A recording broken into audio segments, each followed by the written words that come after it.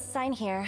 This document will be effective immediately upon signing, and you... It's been so long since we've been to the surface. Let's hurry up! Huh? What's happening?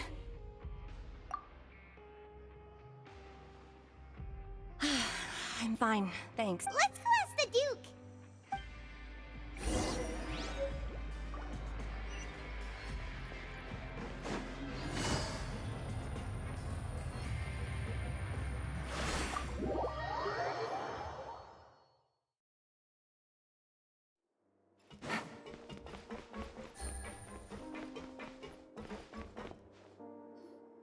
Your Grace? Ah, good to see you two. Yeah, what was with that earthquake just now? Ah, that. The tremor didn't originate from the seafloor.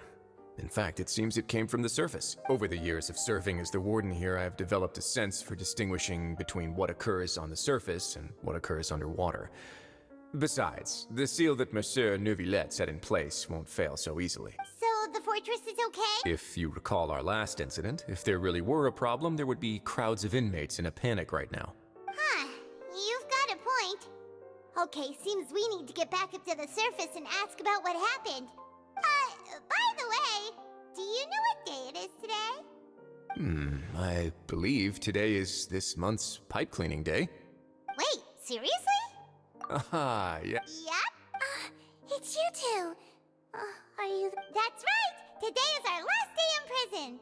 But, oh yeah, Paimon feels fond of this place. Then be sure to come back and visit. If you've signed the release papers, then you're free to go. You're not going to see us... I knew you'd ask. Well, you actually agreed. No worries, you... Ah, so you do have a polite side, I see. After being down here for so long, Yeah, don't worry, we'll come back to see you. Paimon really... I hope you won't be here as convicts the next time I see you. We'll do our best to stick... Well, it seems our work in the... We should probably go... You're going to see Monsieur Neuvillette? I'm sure just you... You're right.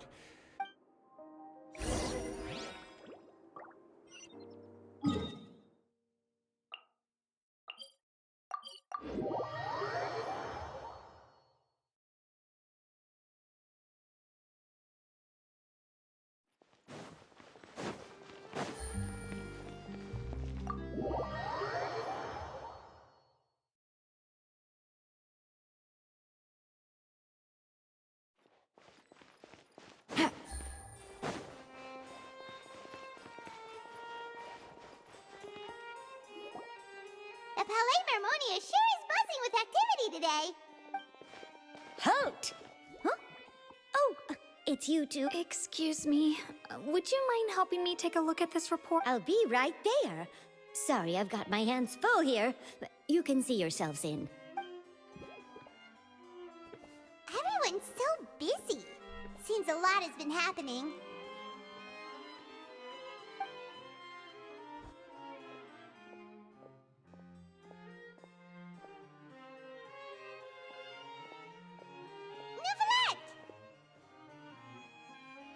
Hello. You've come at the right time, but you'll have to wait for just a moment, as there are some urgent matters I must tend to first. In the meantime, please, have a seat. If you'd like to have something to drink, let the Melusine outside know. That's all right. We just ate. Very well, then. Let's take a break over there while we wait for him to...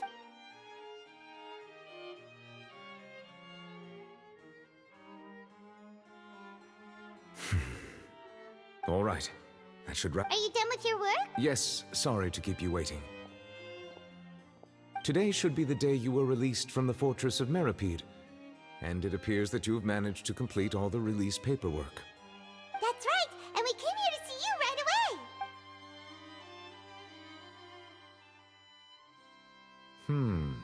Do you have any idea what that might be? Judging from your description, that cannot have a whale of that size and shape cannot usually be found in the waters of Tevat. Therefore... Immersed in primordial seawater? But how? And is he okay? Most people wouldn't be capable of entering in the first place. I'm not completely... Yes? What is it? Ah, right! We asked the Duke and he said it wasn't from underwater, so we figured you might know something about it. It turns out that I have just received a report about this particular matter. In fact, that's exactly what I was busy with a moment ago. The source of the tremor was here on the surface near Poisson. After the shaking stopped, the water levels in the Poisson area rose at an alarming rate. The water levels rose? Oh no! What about all the people there? Fortunately, the water levels only rose for a short period of time. If the change in water levels is connected, Navia should be in Poisson, right? I would also like to go there as soon as possible, but I'm afraid I can't leave just yet. We must immediately formulate disaster prevention plans for the surrounding. I'll have to ask you two to go to Poisson first. There's no time to lose. Let's get going! Please be careful.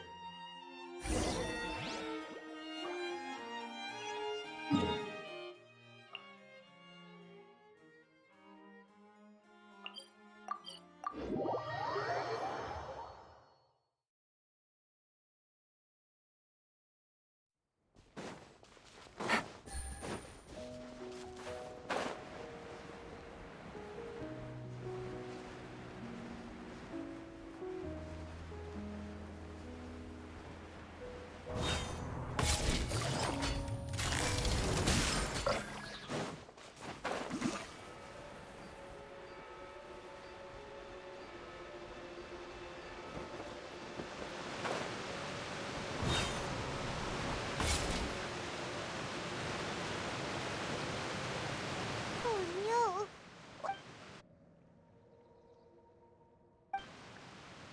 Navia should be around.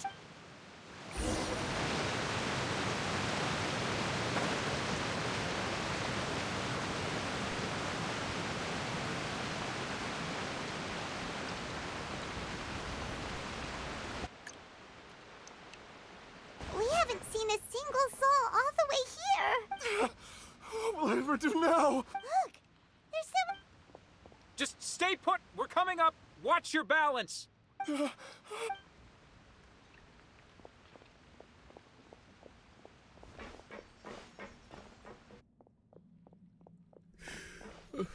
I'm not young anymore.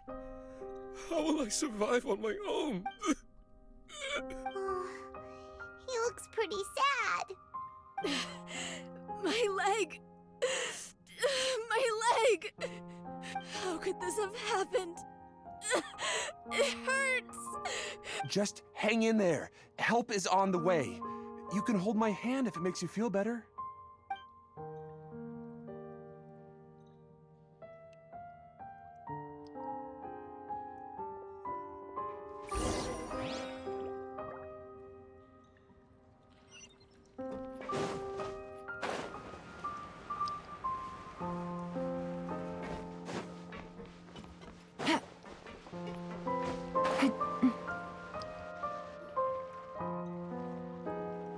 Oh, it's Navia. She's over there. Hey, Navia, are you okay?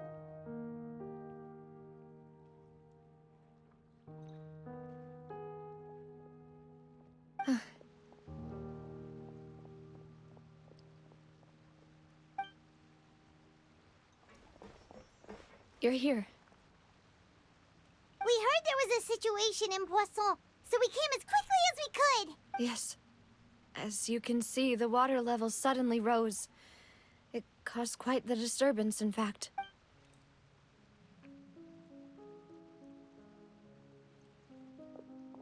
Demoiselle! There was a wounded resident next to a building southeast of here.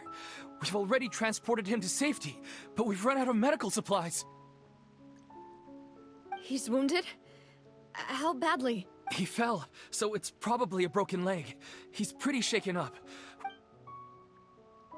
He jumped down then. Find the leader of Squad 1 and tell him to take the wounded resident to see a doctor. He should know where to go. Understood. I'll take over his search and rescue mission in the meantime. All right. You'll be in charge. I'm sorry. Where were we? The situation in Poisson? Right. Allow me to explain. A little earlier, we suddenly heard a loud noise. At first, everyone thought that something might have exploded in the waterways. But before we knew it, water started pouring. The rushing water seemed a little odd, almost like the unique color of primordial seawater. Some people, everyone on the street who happened to be close to the water, didn't have a chance to escape. As the water levels rose, they suddenly disappeared. They were all dissolved. Those who realized what was happening started to flee in a panic, desperately trying to get to higher ground. Many were injured in the stampede, and some people fell from significant heights.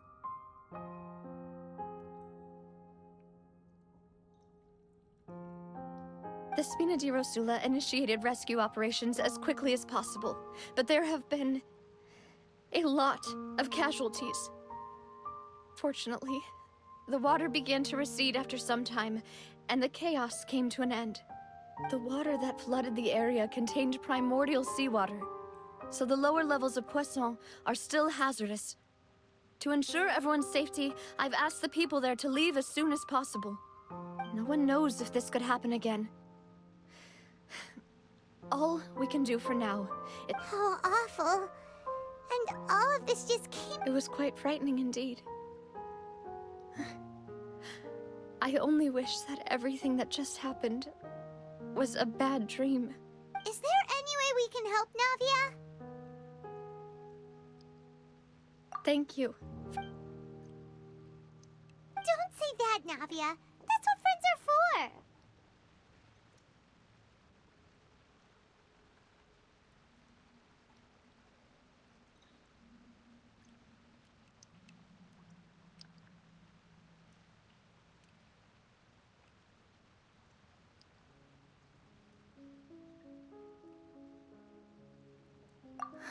Demoiselle! We've got a situation here! Sorry. I need to go for now.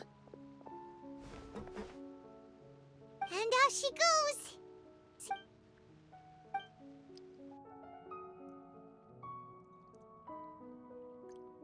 Okay, the wounded are being tended to, and we finished of course, we should remain traveler. Huh? Right now?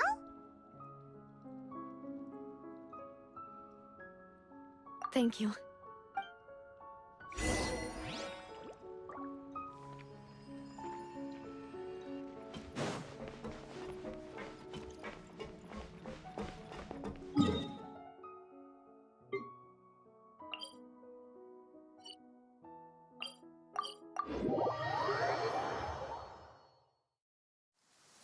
It's raining again? Oh, this isn't good.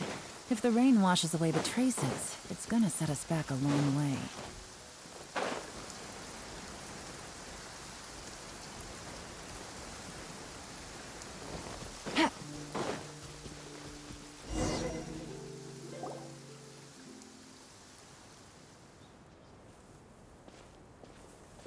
Not a lot of people here, huh? Well, given the time of day and the whole situation... Right. That's... Navia? Navia, what's wrong? Sorry. I just... Malus and Silver... They won't ever come back here again.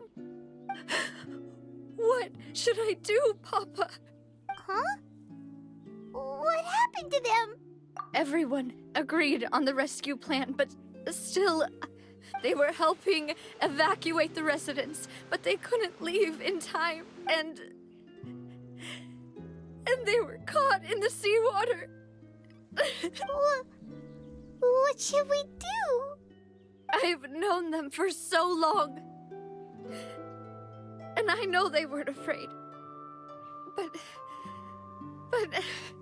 I could at least hold a funeral for my father, and I know where he rests. But as for Malus and Silver, they're just... gone. I just can't...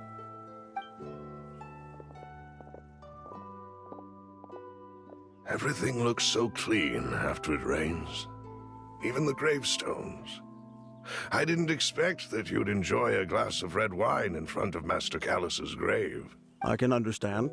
Besides, the scenery here isn't half bad. See, it's not just me. I always want to bring something when I visit Papa. Perhaps we might even have a picnic. He wouldn't be angry, would he? How could Master ever be upset with you, demoiselle? Yet the cemetery is the home of those who have passed, is it not? Everyone ends up here sooner or later. Buying yourself a plot in advance on... No need yet. But when I do, I hope you'll let me be buried beside Master Callus. Hey, stop joking around. I'm quite serious. That way, it'll save... That makes sense. In that case, could I be buried on his other side? After all, besides you, demoiselle, the two of us could certainly be considered masters. Personally, I believe we fill those shoes. Why are you bringing this up all of a sudden? Seriously. But I'd really prefer not to talk about this stuff. And what do you mean by saving me a trip? I'd make the journey even if I had to visit you too. I've promised to let them rest in peace here. I'm sorry for letting you see me in a mess like this. I don't usually cry, really. Paimon doesn't know how to... I'd always thought I could make my wishes come. Malus and Silver have helped. I'm so sorry. You can spend as much time as you need here, Navia. By the way, you can have a look at this. Oh, Benna, so... It's okay. I know what you're thinking. The overall outcome indicates that the cost... Right! Don't think that way, Navia. One person might be saved at the expense of another, sure, but that isn't... Malus and Silver were not the price for saving anyone. They're heroes. You're right. Thank you, Paimon.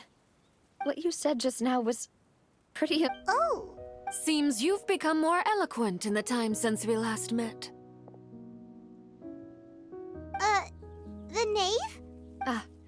Is everything... Yes, my people are carrying out the mission according to your As for these supplies, we have everything taken care of. There is no need to worry. Thank you very much. Wait, do you two know each other? We just met recently. Right, Miss Navia? Usually, I would call this a coincidental encounter. Thanks to the knave, Spina di Rosula received generous... Mutual aid is essential to fostering positive developments.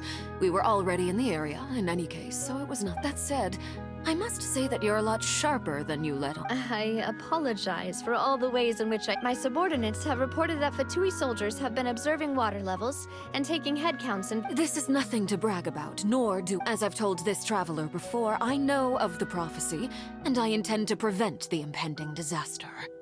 Lending your organization a hand was a natural first step in accomplishing that.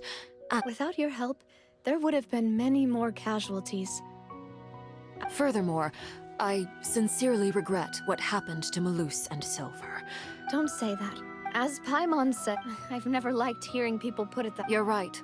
I'm sorry. Water is life to... So, you're one who will try to change fate then? Of course. That is why I'm going to Hotel Bouffe de Thé. I still have some things to take care of. By the way, traveler, Paimon, one more thing. Alright, then we'll just... Huh? This isn't right. Paimon thought you would ask us to walk with you for a moment so you could tell us something in private. That is a clever and useful conversation technique, which I do like. Traveler, I'm sure you remember that I said we could work together. You and I both know that there may be issues with the Primordial Sea. Indeed. Allow me to share the latest During some recent investigations, a child claimed to have discovered some ruins near Poisson. Judging by the dating of the ruins, they may be related to the prophecy and the coming Christ. My people initially came to prepare for ruin exploration. Unexpectedly, this disaster. So that's why the Fatui were already in Poisson. I wanted to take the children along, but unfortunately, Linny, Lynette, and Fremine have all been dispatched to higher... Linny told me that outside of the house, the person they trust most is you, which is why I want to give you this task. The House of the Hearth's members see each other as family. But Linny, Lynette, and Fremine said that they also see you as... I'm sure you already understand how Oh! That somehow makes Paimon feel kinda happy. The intel I just shared about the ruins could fetch a high Got it! So all we gotta do is go to some ruins, right?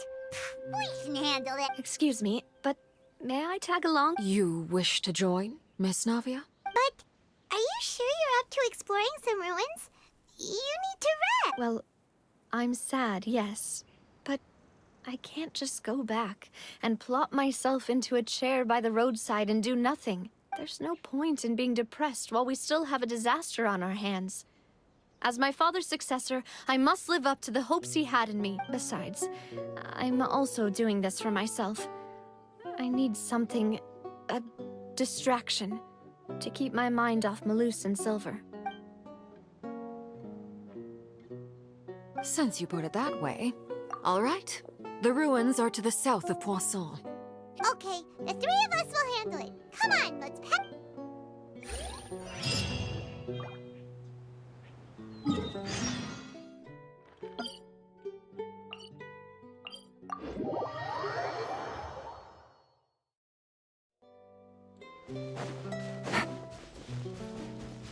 Take it easy.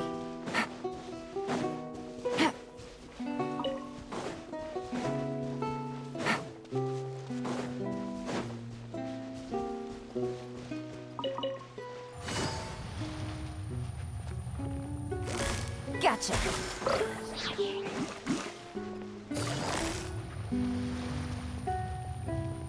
Quietly now.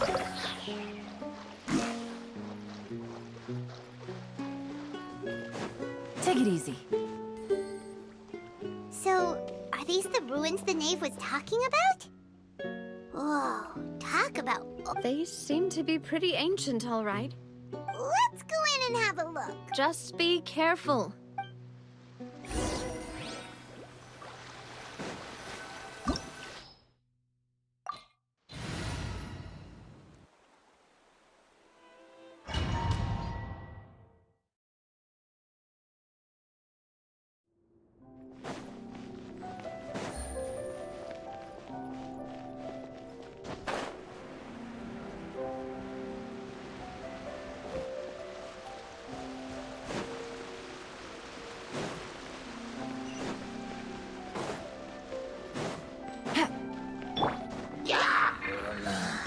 Everyone hold hands.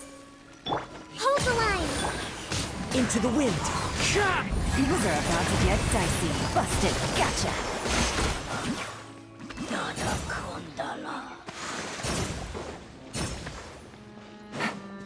Take it easy.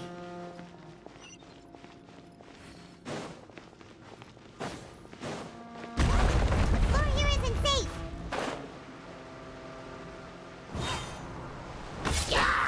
Quietly now.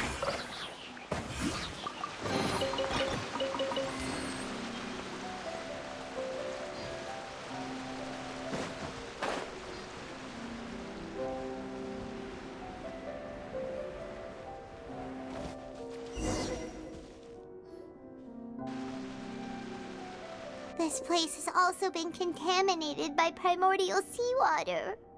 Yeah. And a lot of it, too. A Fontainian would most likely dissolve the moment they fell in. Right! You can't go down if there's primordial seawater. It's too dangerous, and it won't be any help for you to just stay. Don't get Paimon wrong. We're not saying you're useless. It's just... No, you're right.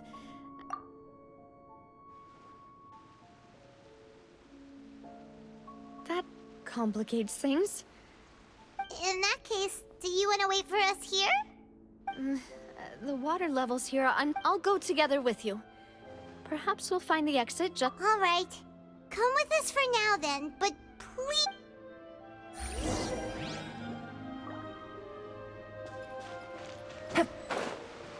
Oh no, it's a dead end! Let's try climbing over from the side.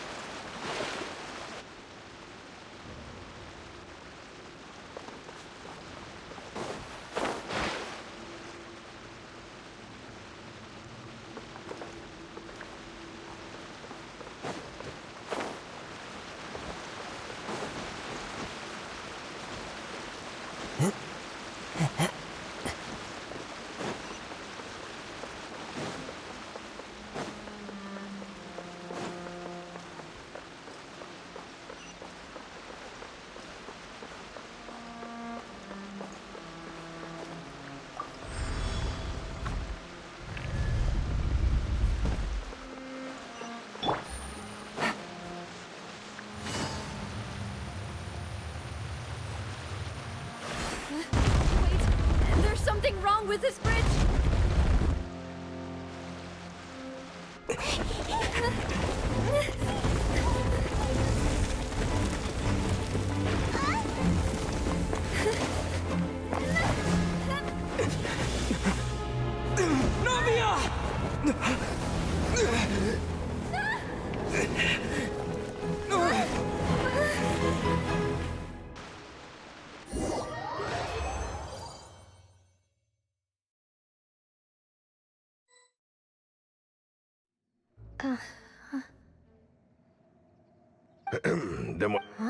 Demoiselle, what are you doing here by yourself? Would you be standing here till... Maybe she just wants some time to herself. Yes, it would appear so. That's quite possible. However, you were the one that suggested we go out for a walk. Oh, right. I nearly forgot. It must have slipped my mind when I dozed off. I haven't had a nap today yet. This is a familiar feeling, yet something's a little strange. Is something the matter, Demoiselle? Oh, no. No, I'm fine. I was just trying to recall why we came out for a walk. Do you remember Mr. Giverny? He'd requested our help before with foreign merchants who had a debt dispute with him, and we'd resolved the matter. We were headed to see how things were going with him at the moment. Ah, right. Yes. I remember now. Oh? Miss Navia. Ah, Mr. Malus. And Mr. Silver, too.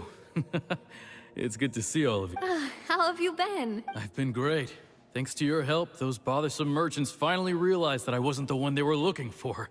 Why, I wasn't even the guarantor for that person. They were knocking at my door day and night. Even my neighbor, Obina, was getting fed up with them. Sometimes force is required to calm someone down and get them to listen to what you have to say. That's right. Oh, by the way, Burnett, what was it that you wanted to give to Miss Navia again? Oh, yes. One moment, I have it right here. Miss Navia, these are some flower seeds that I prepared. Please take them. They're a very good variety, and they'll become very big and beautiful once they bloom. I don't know what we would have done without your help, so this is a little token of our appreciation. Ah, did you cultivate them yourself? Thank you so much. I'll certainly take them. Malus, we do still have some empty flower pots at home, right? Why, we can have as many pots as you'd like, Demoiselle. Perfect. In that case, we'll swap out some of the decorative plants for some of Mrs. Burnett's. Very well. Wait. Something seems to be off here. Excuse me, madam. If I'm not mistaken, your name is Burnett, correct? That's right. No, it's nothing. This is the first time we've ever met, but your name seemed familiar to me. I must have heard it when I was discussing things with your husband previously. I've heard this name before. Sometime recently, I'm sure of it. And why are there so few people around here? Where did everyone go? We must mind the time, Demoiselle. We still have important things to attend to today. Huh? We do? Like what? Well, now, did you forget? Miss Navia, here you are. I've been looking for you. Please, come to the Opera House. Your trial is about to begin. My trial? Wait, why would I need to go to the Opera House? Yes, she's right, Demoiselle. It's just about time now, so we should get... Oh?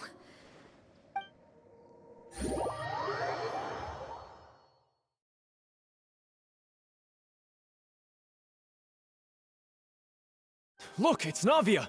She's here! And her two attendants are with her. Goodness, everyone's finally here.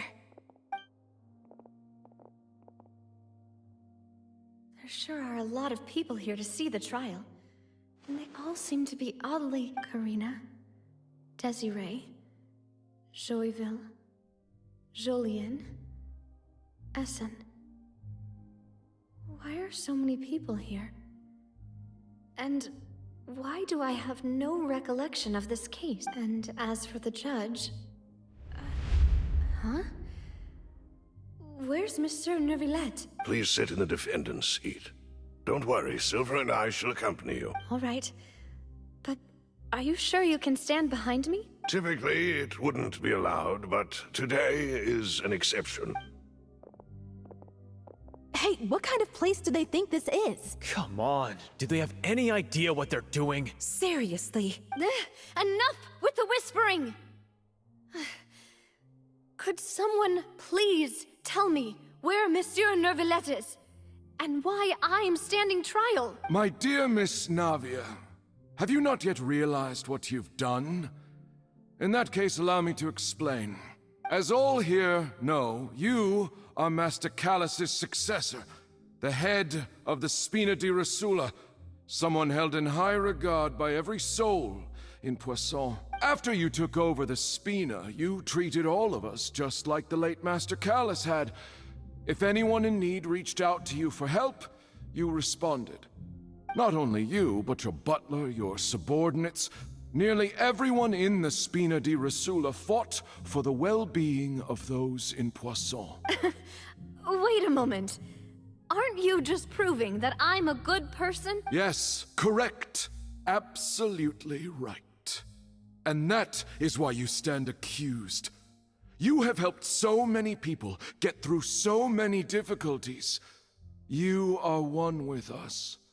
We are inseparable. We are one big family, all of us who are from Poisson, inextricably linked. And with you being so important, we couldn't possibly do without you. Therefore, this fair and honorable court shall declare you guilty, and you shall stay here. You will be together with us forever. Huh? What are you saying? Everything you have said is correct. I have indeed done a lot for my hometown, and I would be willing to be with you all, but what is the purpose of having me stand here like this? What is there to discuss? Ah, well, if that's what you think, then I have no further comments. How wonderful, Miss Navia!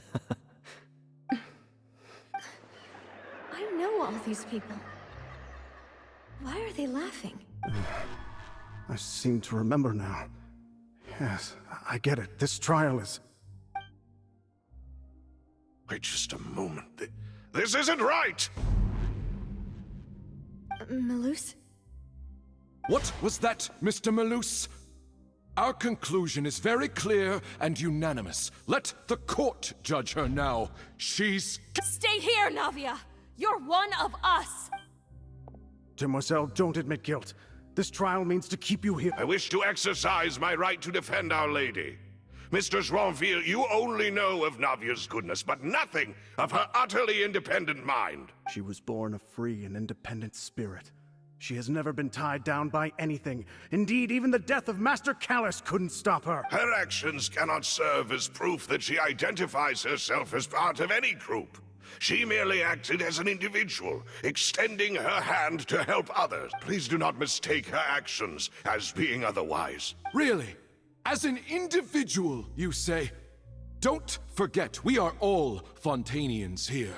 This is the nation of justice, the nation of Hydro. Even if Miss Navia only voluntarily rendered her assistance, that doesn't change the fact that her beautiful soul must return to everyone. Water accepts all, blends with all. It will surely accept her kindness. Everything is measured here in the nation of Hydro, and in the end, everyone shall meld together. Thus, when a unanimous opinion emerges, that opinion represents justice. Now I speak for everyone. Our opinion is consistent. Navia should stay. We and Navia are one. And you would call this justice? Preposterous. You are merely jealous that Demoiselle still has a chance to exist as an individual. Have you forgotten how much you all once longed to become individuals, to become independent? Do you mean to defy our justice? If your justice is flawed, then why should we acknowledge it? As you said, we can also have our own justice. Silver and I shall defend Demoiselle, and that is how we will enforce justice. Ugh, my head... It hurts. Demoiselle. Silver, it hurts. My head is spinning. All I can see is stars swirling in front of me. I remember now. Everything that seemed odd from the very beginning. Karina, Desiree, Joyville, Jolien, Essen, and Mr. Giverny and Mrs. Burnett, who we met earlier. Even Malus and Silver. I don't want to admit it, but they're all dead. Don't be afraid, and don't admit guilt. We will protect you to the very end. Absurd! Who are you to say that she cannot be judged? We are the majority, and in the nation of trials, the majority is absolute justice. Don't let them escape! We shall keep Navia here! Mr. Malus and Mr. Silver, must you be so stubborn? How could the two of you possibly hope to stand against the collective? Do not resist. This judgment is fair and just. Navia belongs to... After all that happened, she should not be left alone in Poisson. What are you saying? No more excuses! She says we're jealous. Jealous? How could she possibly be an What's with these people? Who's jealous of her? She belongs to us! Miss Navia. Silence! That's... Monsieur Neuvillette! Such commotion is prohibited in the court.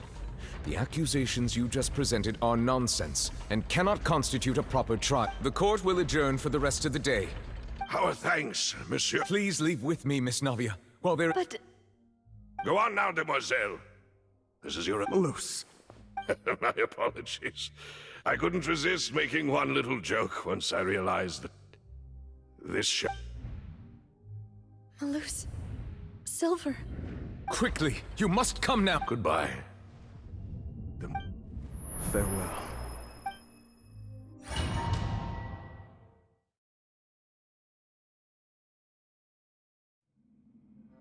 No, wait!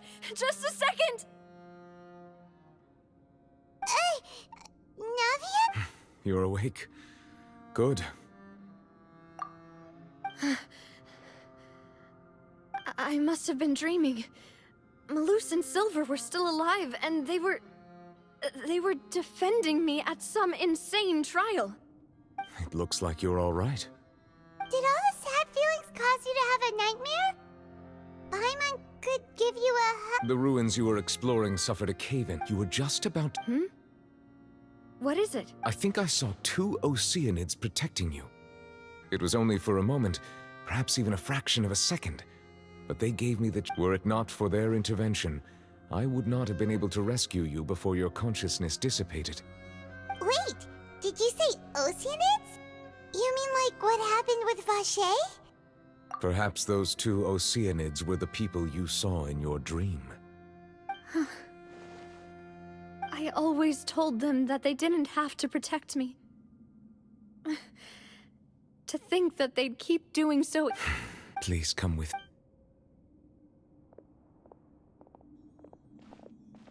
Neuvillette, are you okay? Oh, I am quite... Why do you look so... Oh, Paimon... I merely thought... Huh? I suppose... Ah, Sijui? No way! I see. Oh, and the... Thank you. He's still... So, Neuvillette... Yes, in fact. Amid my Yeah, we...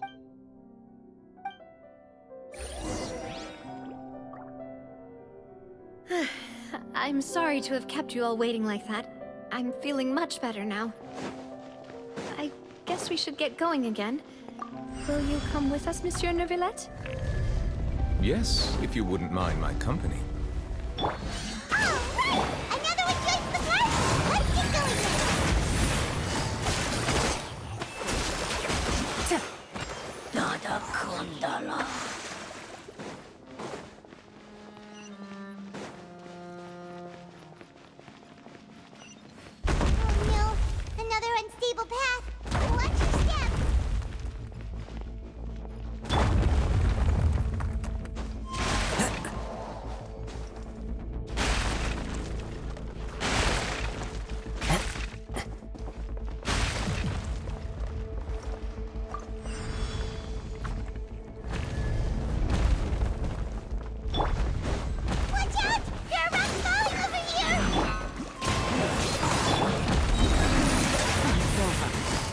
Gotcha.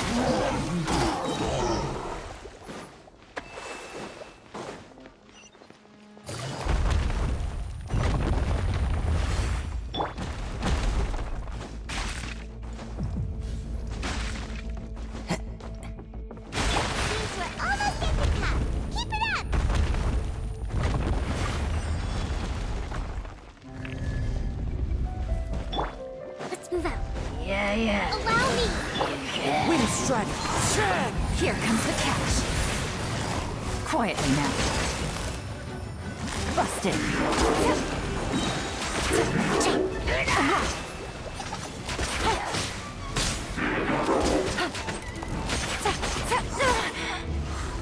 No.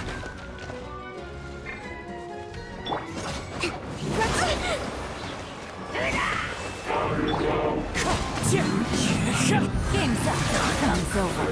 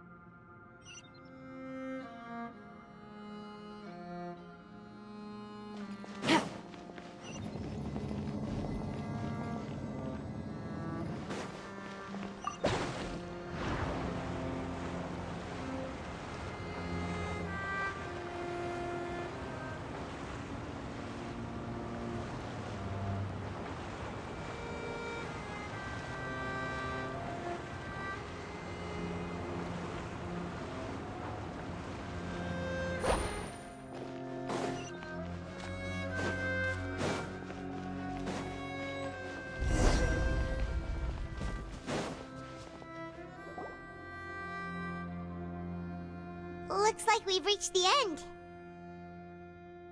This is the place. There should not be any other hidden... The path sure had some twists and turns, but it turns out that this place isn't actually that big.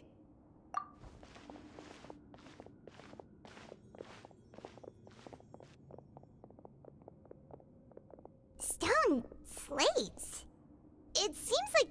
Perhaps we should just leave them be for now. There are 4 locations in total, but only 3 stone slates. The slate that should be in the first empty spot is missing. The surrounding walls also show signs of damage. There's something written below. Let Paimon see.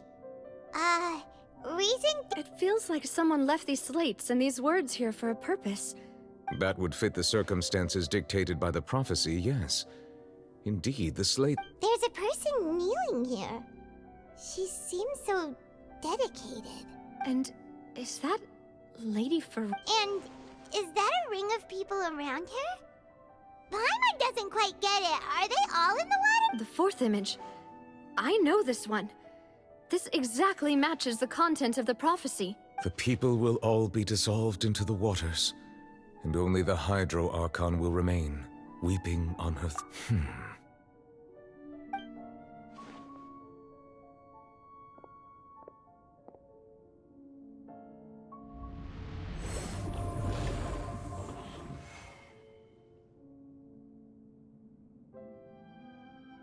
More information should be hidden in these slates, but I fear I cannot easily uncover it. Most likely due to us missing the first... Don't blame yourself, Monsieur Neuvillette.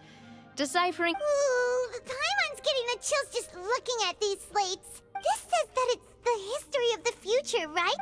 I really hope it doesn't mean that. Still, Paimon feels like the...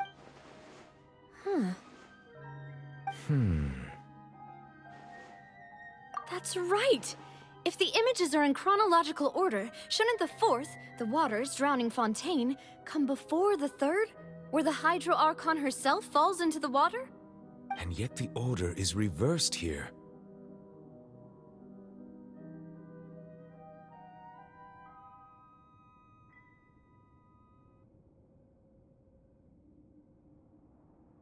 If we go by timing... Egeria, then.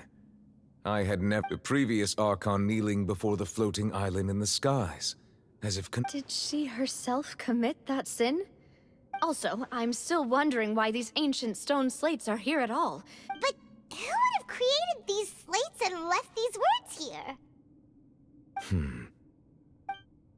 It seems that any further clues will have to In that case, there's no time to lose. There's nothing else to be gained here, so let's head back first. Yeah, we better get somewhere safe for now.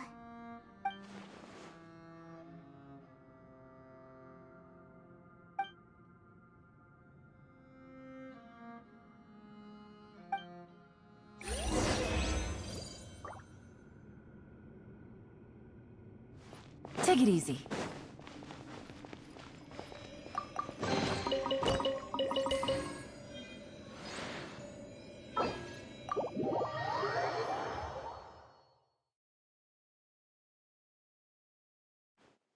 Let's split up here. I'm going to check on what's happening with the Spina. You know... You still have energy for that? Just head back to the Fleuve-Cendre and have a... I'll depart as well. Thanks for your hard work. Traveler, I will go talk to Farina I'm sure that you're concerned about this matter as well. If you have time, drop by my office. Are you really gonna talk to her about this directly? Will that be a problem? Paimon's getting a little scared now that it's come to this. She has long been harboring secrets, and will not give them up easily. Which makes it all the more my duty to ensure that she understands the present situation. Alright, we'll leave it in your hands then. You're probably the best person to talk to her anyway. I will be carefully considering my words tonight. Traveler, Paimon, our safe house at the Fleuve-Cendre is always open to you, as ever. So please don't think you're an imposition. Alright. I'll be on my way then.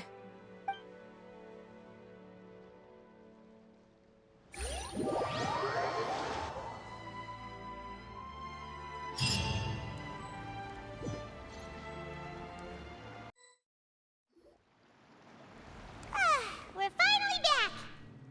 Welcome back. We've got a special menu prepared for you two tonight. Yay! And there's good... Ooh, desserts! Nice! These are all Paimon! Paimon's already starting to forget what happened today. Oh, that voice. Is that who I think it is? Huh? It's you two. What are you doing in Fontaine?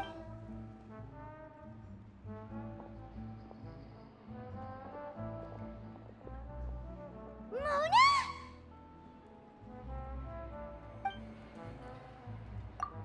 Seriously, nobody just uses a scrap. Still, we didn't expect to see you here. Well, I have some business to attend to here, so Why did you think I was from Fontaine, though? Is that because Yeah, let's go with that. Well, I used to have my own, sir. There was nothing for it, really. She really is amazing. It isn't? Nope.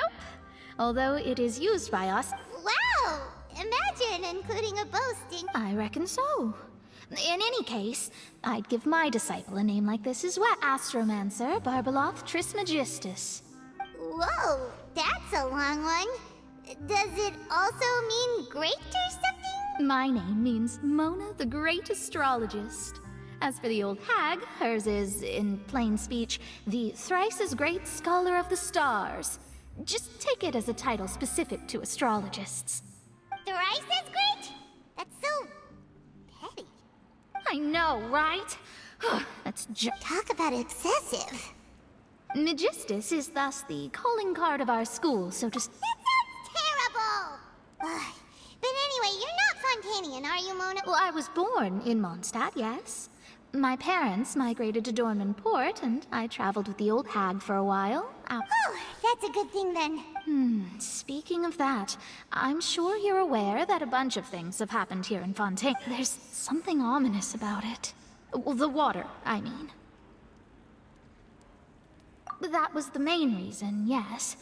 Just a while back, the Steambird invited me to take part in a panel and speak about the circulation of the invitation was sent quite early on. I don't think anyone expected Fontaine to be in this much trouble. What do you make of that prophecy, Mona? Just tell us what you think as an astrologist. Your word would go a long way to make things more certain and less...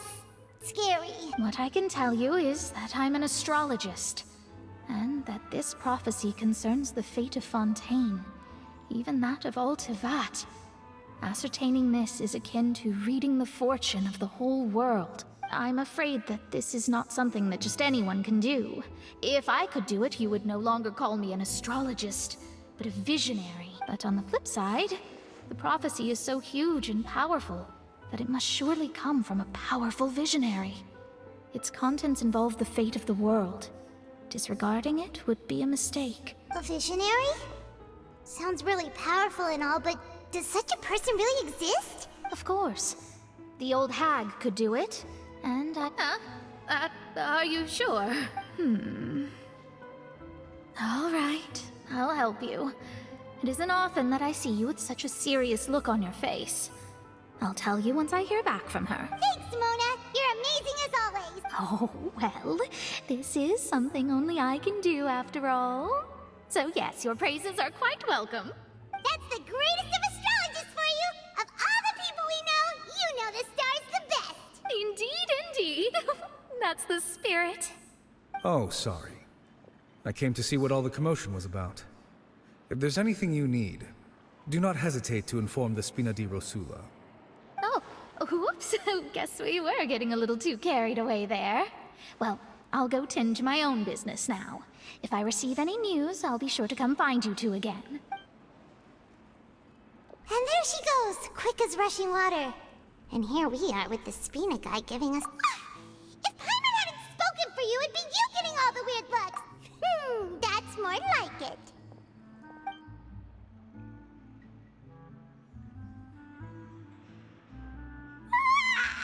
Good morning. To be honest, Paimon's still feeling kind of sleepy. But it's time to get up, Traveler. We agreed to go see Neuvillette, so let's pack it up and get going.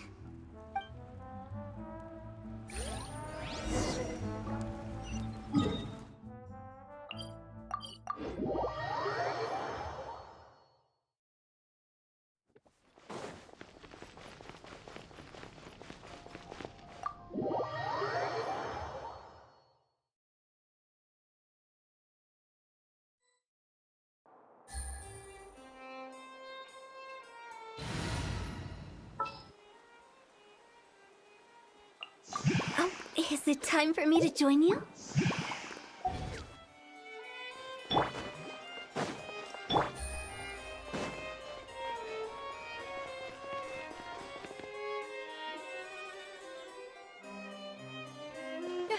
You're here! Is something wrong? Monsieur Neuvillette and Lady Farina, they seem to have gotten into a dispute. Please go see for yourself.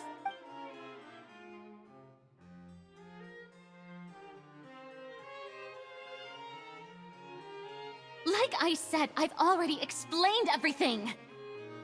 And yet the problem has not been properly solved. There is little space for excuses between us. It is not my intention to offend you, but please, tell me where you stand. You are the Hydro Archon Focalor, are you not? Look at this. This is a list of the victims from the recent Poisson incident.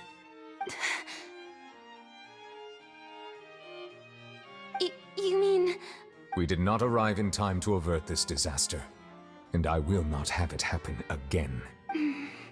I will say this once more. You must tell me everything you know. Yesterday, I found 3 stone slates in some ancient ruins near Poisson. Do you know anything about those? Seriously? You're questioning me like this is a court case now. I don't know anything about that. But you found them in some ancient ruins, you say? That's correct, which is why I came to ask you some questions. There should have been 4 slates, but one of them was missing. The other 3 feature different images that seem to correlate to the prophecy. The prophecy? The second of these slates depicts the previous Hydro Archon Egeria kneeling before a floating island in the sky, as if confessing something. Do you know nothing of this either? I don't. I've never seen such slates. I'll ask you again. Do you really have no information regarding the previous Archon? My deciphering of the slates indicates that the Hydro Archon Egeria once had to confess to, or apologize for, a certain sin. If anyone would know about it, it should be you. All gods don't have the same secrets, you know. She was herself and I'm me. Is it really so strange that I know nothing? I understand your concerns, but I'm sorry. I just don't have anything to tell you. Forgive me for saying this now, Lady Farina, but I have long known of your various secret investigations into certain matters. There are several indications that you have been investigating the prophecy on the sly. This is not strange in itself, considering that you are the Hydro Archon. But it is strange that you should also claim to not know any of Egeria's secrets, as well as do nothing following your inquiries. You have never been as superficial as you have presented yourself to be, nor are you a fool. And yet, your behavior is very inconsistent. So you've been watching me all this time, have you? I didn't think you were that type. Well, since you know about my secret investigations, then you should know I'm actually working to take care of it. There's no point questioning or suspecting me. You're the Eudix, but you're still my subordinate. You should be following my lead. Just trust in me, your Archon, and do as I say. Never mind whether you can truly convince yourself to or not. It'll all turn out fine. That's all I have to say. We do not discuss this matter again. Oh, the opera's about to start. Toodles!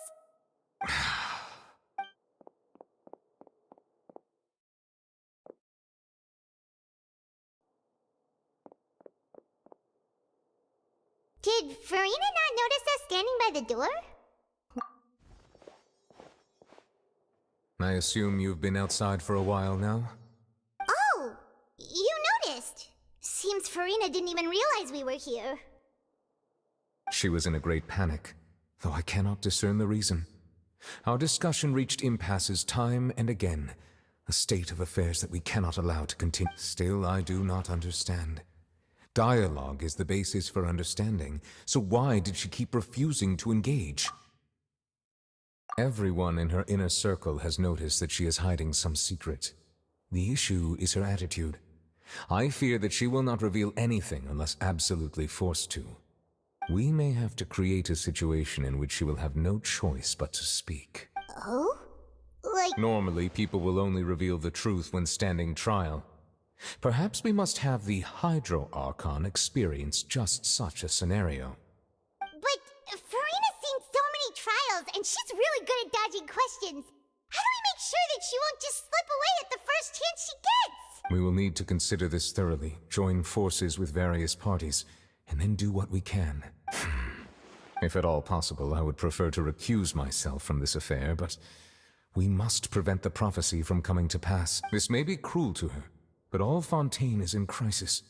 The information a god possesses is too precious, and so we must take a chance on this. But who will lend us their aid to do such a thing?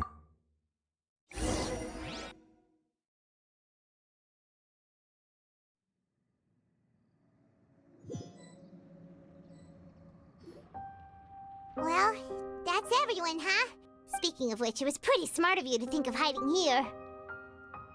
Poisson was just involved in a disaster, so it's presently devoid of people.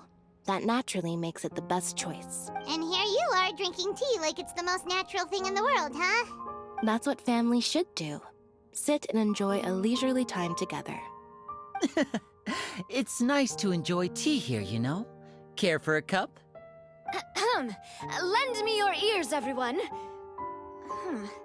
Or perhaps one of you might like to start us off. How about you, friend? Me? No, I don't think I can. Then, how about you, good sir?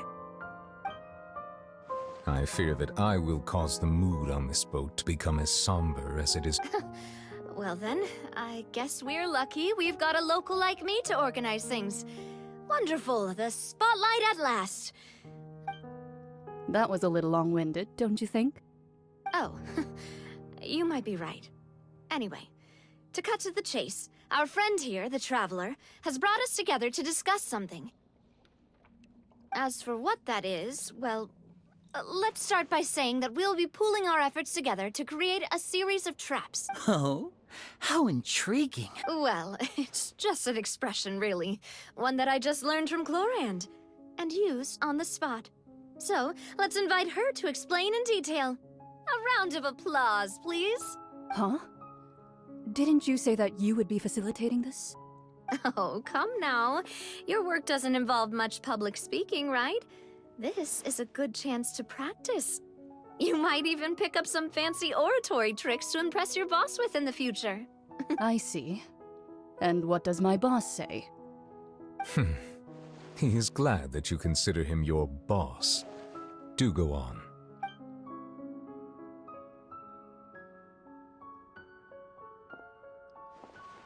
In that case, do any of you have experience hunting? Not that I recall.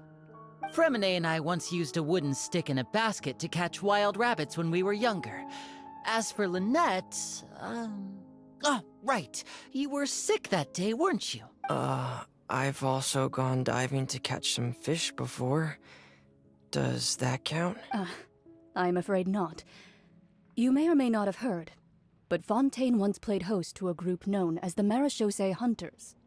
Though that was their name, they did not hunt animals, but rather various monsters left behind by the ancient dynasty of King Remus. Today, Fontaine's monster population has already thinned greatly, so the hunters have blended back into society, taking up arms in other lines of work. They even left a unique methodology of hunting in their wake. A trap comprises of the following components: bait, a trigger, and a containment device.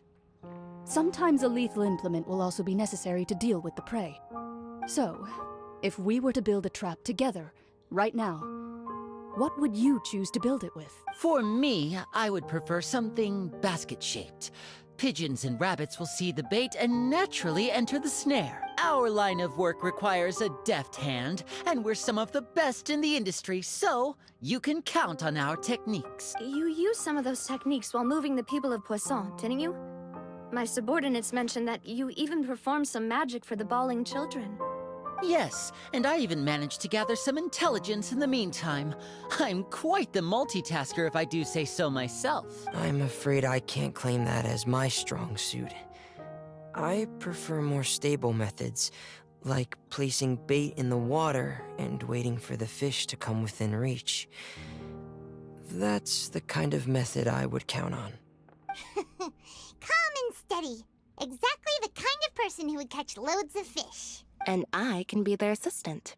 With discretion, I'm sure. I'd probably use some sort of mechanical animal. Papa once bought me some small clockwork squirrels, mice, and such. When placed in the forest, they can attract others of their kind. I remember that you liked those too, didn't you? I did. And that would be a good way to go about it. If they're realistic enough, animals of the same kind will follow them all the way to the trap. What about you, Monsieur Neuvillette? I fear I do not have any related experience. That makes sense. You usually solve problems directly, without the use of any such tricks. But I do have one more question for you, Monsieur. If we were to create a trap now, how would you design it? I would like for it to be effective, but bring no harm to the prey. A more gentle trap would be ideal. Kind, as always. However, our intention doesn't necessarily change the containment device and the type of implement we need. If we wanted to kill the prey in one strike, we would need a powerful implement. However, that also goes for prey that must be captured and safely contained. Wait, why's that? Only a hunter who's a true expert at subduing their prey can snare it without harming it. The line that divides life and death is often exceedingly thin. So, are we going hunting together? We hadn't thought of seeing ourselves as hunters. If our means of capturing and dealing with our prey is to put them on trial, then the hunting metaphor is actually quite accurate. But we shall require much more courage than any hunter to judge a god, a being whose seat is an exalted throne. Oh, so that's what's going on. Sounds very interesting.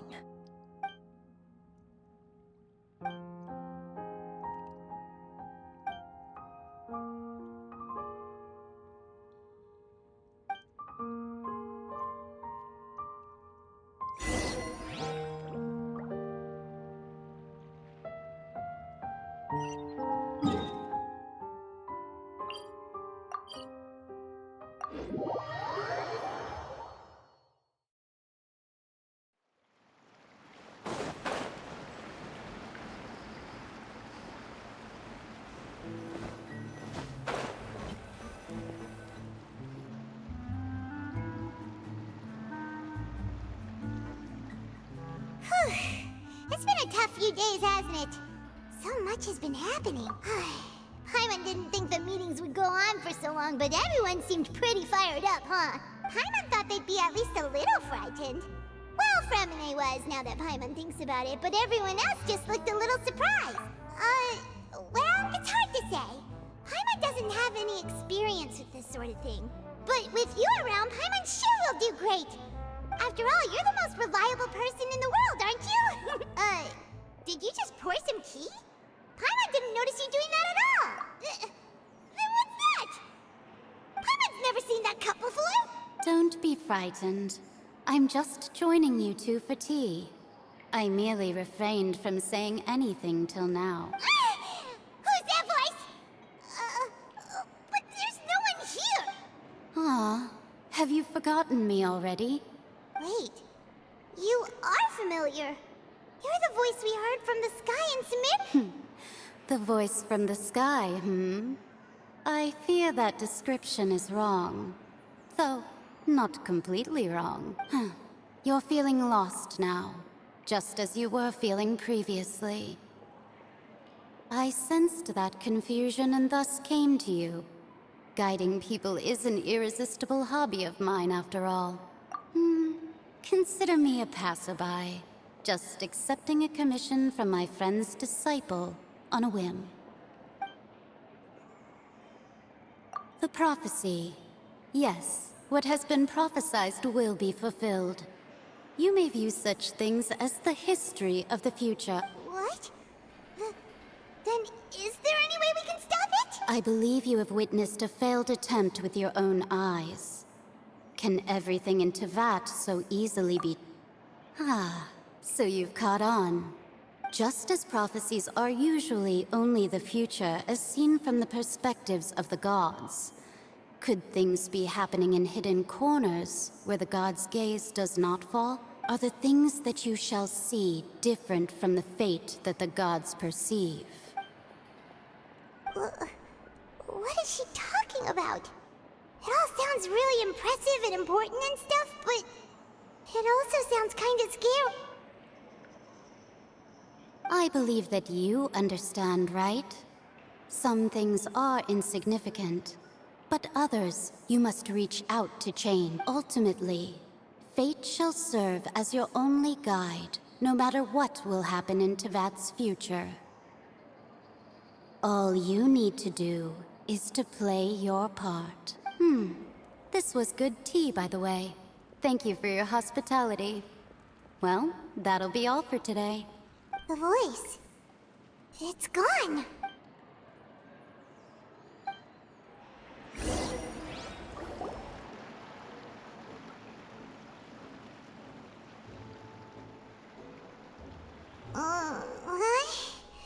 I want to hear someone talking. All right, coming. Hey, it's you who's getting lazy, okay? Well, I see I've walked in on some lively banter. Fine, just fine. I went to take part in that Steambird panel. It turned out to be more interesting than I expected. Not all Fontainians are pessimistic about this. One journalist mentioned that sitting around and waiting for the end to come would be wrong, and that they should make their own rescue preparations. I agreed, so we had a brief chat with her.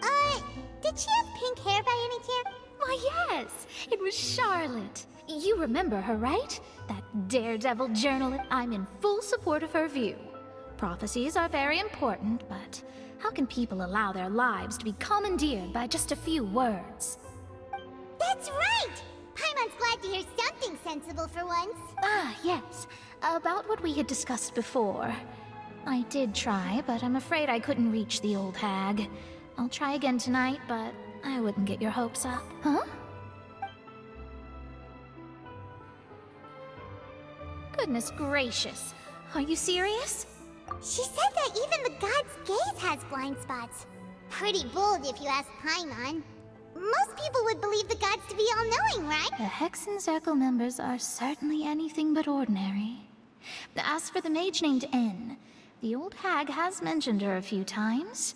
She said that N's sense of direction is incredible, and that she loves guiding those who are lost. But I've never met her, And if she were still alive, she'd be... well, suffice it to say that the hag's at least a few hundred now, and N's been around for longer than that. Whoa. The Hexen Circle sounds like a scary group. But they must really stay in shape to live so long. Their abilities alone are pretty terrifying. If she came to see you personally, then the problem you're facing must truly be of great importance. Well, it's not like Paimon could understand anything she said. Yes, she was quite cryptic, but I suspect she means that there is still a way to turn things around. She didn't say when or what that would be, but perhaps it is something that you cannot know right now.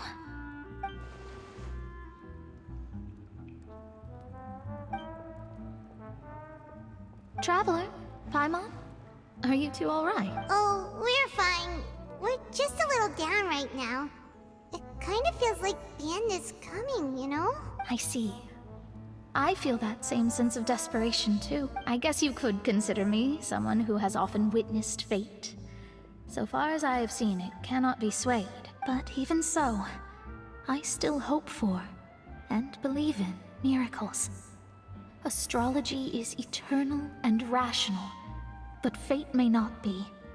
It is cruel, but it can also be beautiful. Perhaps that's what En was trying to tell you. Not to lose heart, and to believe that what you are seeing playing out before you is not yet set in stone. I did originally think of steering clear of all this, but I couldn't. Even if this is all futile, I still wish to help everyone. If we don't struggle to the last, then how can we face the end when it comes? Huh. You do have a point. There I go, talking about astrological principles again. It was worth trying to comfort you, even if only a little. I suppose that might be why we always seem to meet by coincidence. Paimon feels kind of moved by what Mona said. Hey, Traveler. Paimon suddenly feels like going outside. Let's walk around the city, shall we? There's a few spots we always like to walk by.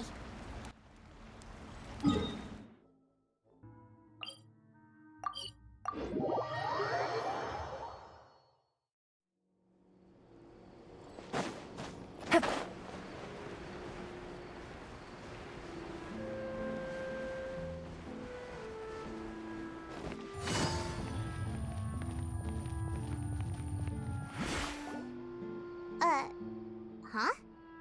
Our name? Let Paimon see! The underwater stronghold, the Fortress of Meripede, has continued in its noble autonomy. But that does not mean that others cannot interact with it. My recent attempts to enter the fortress bore little fruit. Thus, did an Outlander friend become the focus of this report. A blonde adventurer with their white fairy, legends trailing in their wake. It is said that this mysterious traveler once visited the underwater fortress. So while the fortress's interior remains a mystery behind closed doors, do not fear, for the tales of the traveler contain surprises in Journalist Charlotte's biggest scoop yet, the Traveler's Trail, World Walker. Huh. Charlotte took so many awesome photos of us, and she hasn't been able to get a hold of anything at the fortress, so since we're easier to find, she's using us as the subject matter instead? Ugh, seriously? Well, fine. Those headlines and photos do look cool, so Paimon will forgive her this.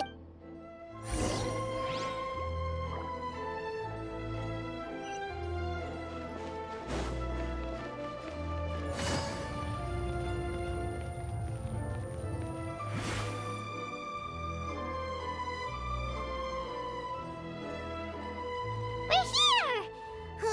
Paimon's hungry. Should we go in and get something to eat?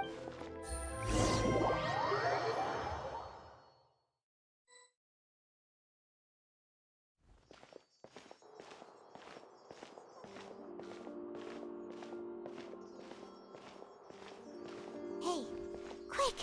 Look!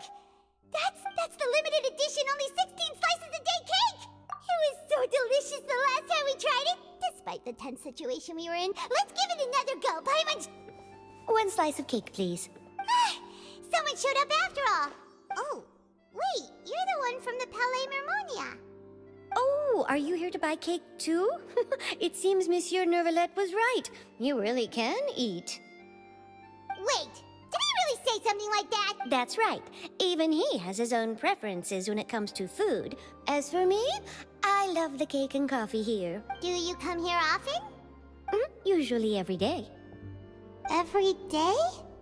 It's part of my daily schedule, apart from work.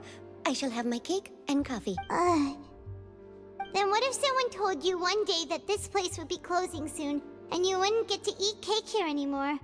What would you think? But why would it close? Well, Paimon doesn't know either, but maybe the waters will rise tomorrow. You know, like in the prophecy. Oh, the prophecy.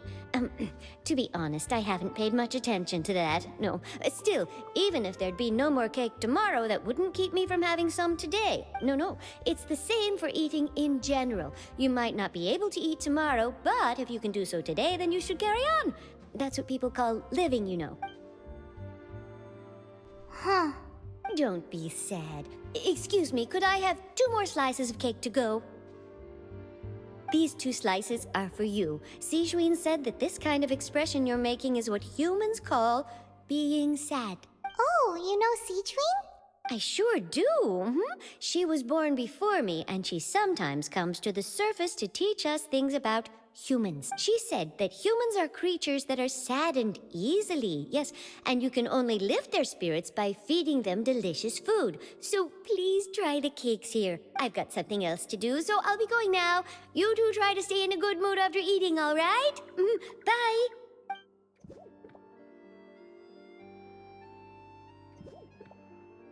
And there she goes. All right, let's dig in. I'm unsure this cake will be delicious.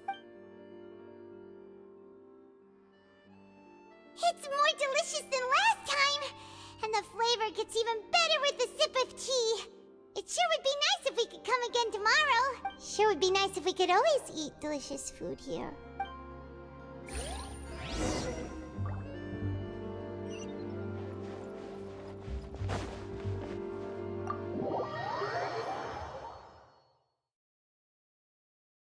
Oh, we're near the Steambird office. Let's go look for Charlotte and have a chat.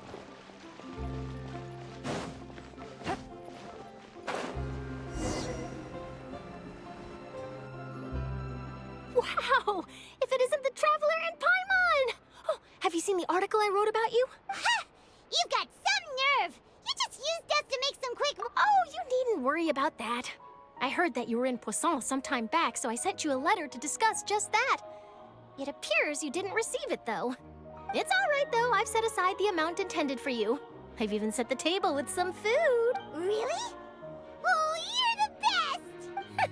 You're almost a little too easy to win over, Paimon. If I were a journalist with ulterior motives, you'd be in trouble now, you know. Oh, Paimon knows you're not like that. Still, what brings you here all of a sudden? Were you looking for me? When Mona mentioned you, we thought of coming to see you at work. I see. It seems you've already bumped into Mona here in Fontaine. So she mentioned me? What did she say?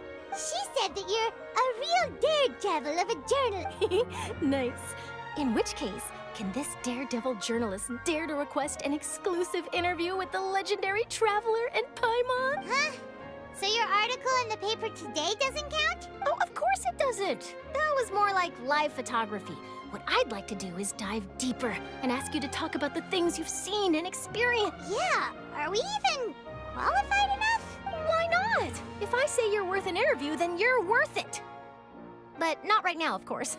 I'll need a few days to prepare. Oh, in that case, we'll just chat when you have the time then? Oh, so that's a yes? Ooh, splendid! I'll tell the editor-in-chief immediately. I'll have to apply for lighting, a venue, some props, and... Whew, so much to get done now. Talk to you later. Wait, Charlotte, Paimon's still got a question for you.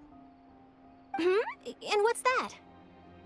If, just for example, Fontaine were to be flooded tomorrow, what would you do today? Huh, that's the prophecy you're talking about, isn't it? I mean, I do hear about it often, but I've never once thought that the day could be tomorrow. If you're seriously asking, then I might try and think of a way to leave Fontaine.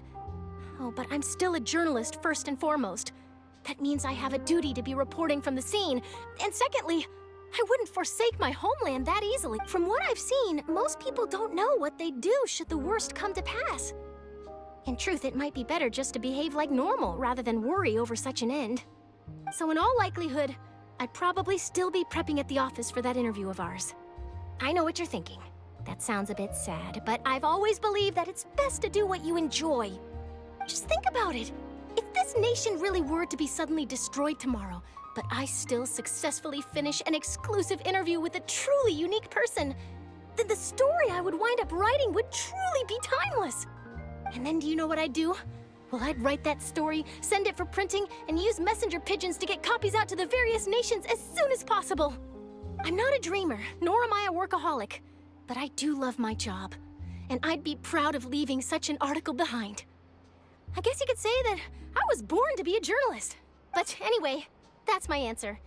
And on that note, I'll get back to my preparations. That's so nice. All of a sudden, Paimon actually kinda envies her. Anyway, let's go and take a look at the sea, shall we?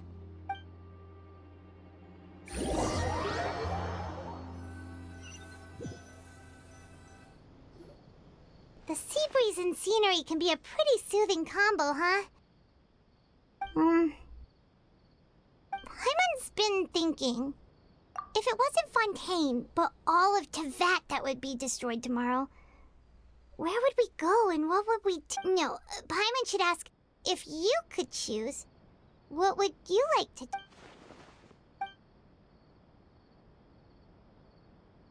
We've always been moving to the next destination, so we haven't spent much time thinking about these kinds of things. We didn't have to either, with us always being on the road and whatnot.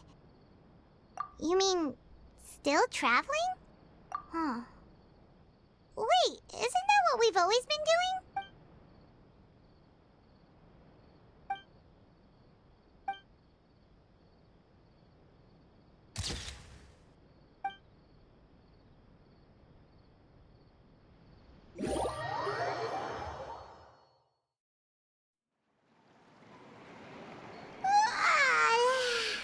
Feels like you'll grow mold if you stay here long enough. But it's still better than the Fortress of Masquerade, that's for sure. It's not only damp there, but salty too. Ah, so the two of you are still here. Oh, you're from the Palais Mermonia, aren't you? Yes, I'm Isadora. Monsieur Nervillet sent me to look for you two before. I heard that afterward you went to the Fortress of Masquerade. Not at all. I'm well aware that you're friends of his. Actually, I'm here to pass along a message from him. Yes, inside the Opera House. The Maréchaussée Phantom has declared the incident a small-scale riot. A riot? Well, that said, I don't personally think it was that serious. Lady Farina was watching a performance at the Opera House, and while she was resting during an intermission, some other audience members suddenly started harassing her, loudly accusing her of doing nothing about the prophecy crisis. And before she could respond, others started to join in. The crowd continued to grow, and protests against the Hydro Archon started to break out. So people have started to put the blame on Farina. Guess they finally found an outlet for the pressure they've been under due to the prophecy. I agree. People will naturally rely on gods, as is customary. But the moment people feel threatened, gods are also the first to be blamed. So what happened after that? Is Farina okay?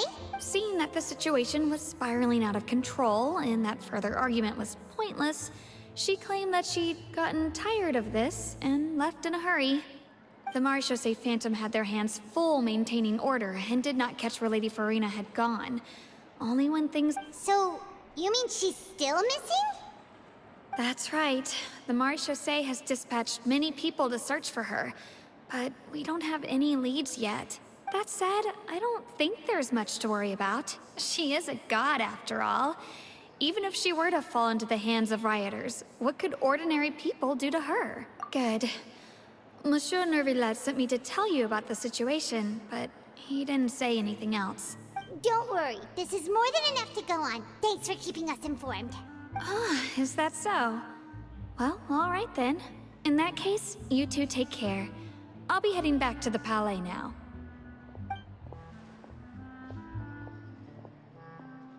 Well, sounds like we should hurry over to Poisson then. If we know Farina, she won't try to fix things in this situation. Instead, she'll look for a place to wait out the heat. And we also know, she may be loud and dramatic, but she doesn't have a heart of stone. When Nervalet was talking to her in the Palais Mermonia, and she heard about Poisson, she couldn't hide her sadness and remorse. It would be hard for her to ignore being accused by the public today. Paimon thinks Furina's probably taken the opportunity to slip away to Poisson and try to relieve the sense of guilt that she's feeling. Huh. Well, what do you think? Paimon knows the answer, of course, but Paimon can do the analysis to back it up, too. Cool! In that case, there's not a moment to lose! Poisson, here we come!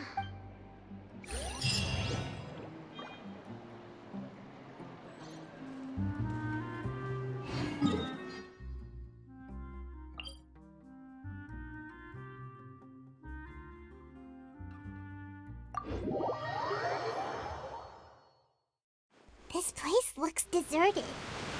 Guess all the survivors must have evacuated already. All that's left here are signs of devastation. Could Furina really be here? Let's try to find her as soon as possible.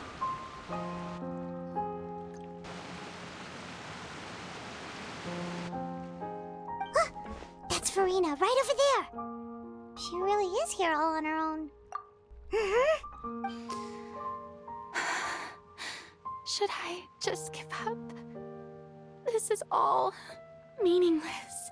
What was meant to happen did happen after all. Everyone's dead. I'm sorry. I'm so sorry. Give up, Furina. There's no point in holding out. I'm sorry. But what can I even do other than to repeat meaningless apologies over and over? Who's that? Don't worry, Furina, it's just us. So it is you, blonde traveler from another land. Why, I almost thought you were someone from that mob of my ignorant subjects. Come to kneel and beg for my forgiveness. Furina, you were crying just now, weren't you? The tear stains on your face are obvious. What do you mean, tear stains? Oh, I remember. The show at the Opera House earlier this morning was so moving. I'm still trying to process it. Who did that uncivilized rabble think they were? Disturbing my enjoyment of the arts. They even dare to tout their Archon. I must teach them a lesson. I can just imagine their twisted and frustrated faces once they realize that I'm nowhere to be found. Oh, and I'm sure Nouvellette and those people from the Maréchaussée Phantom are freaking out right next to them, too. Of course not! Hey, there she is! The Hydro Archon's over there! Quick, after her! Furina, those people seem to be after you. They are? They're just some rabid fans who want to cut the line because they haven't been able to meet me in person, aren't they? That's against the rules. I can't let them get their way. Furina just ran off! Quick, we have to catch up with her!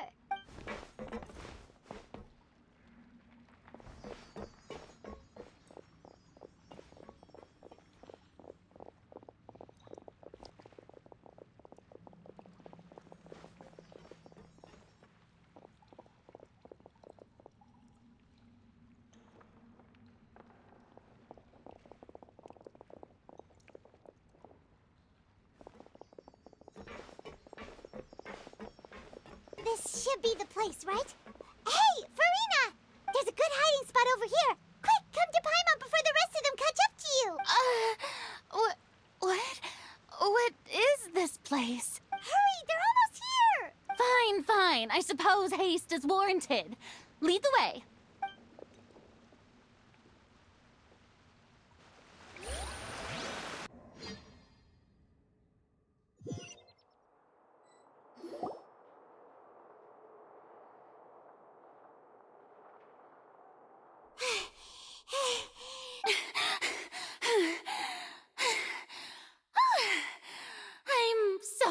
tired. I totally thought they had caught me. No, I mean, I merely gave in to the sheer enthusiasm they display. You're right. Yep, that's a good girl. What's happening? The ground's shaking. Is it an earthquake? Yeah, a quake of this kind preceded the flooding in Poisson, didn't it? It can't be. It's happening again. Well, there's no need to worry too much about that. Neverlette's made some emergency plans, so the evacuation should go a lot smoother this time. Yeah, I hope you're right. But the people of Poisson, they've already...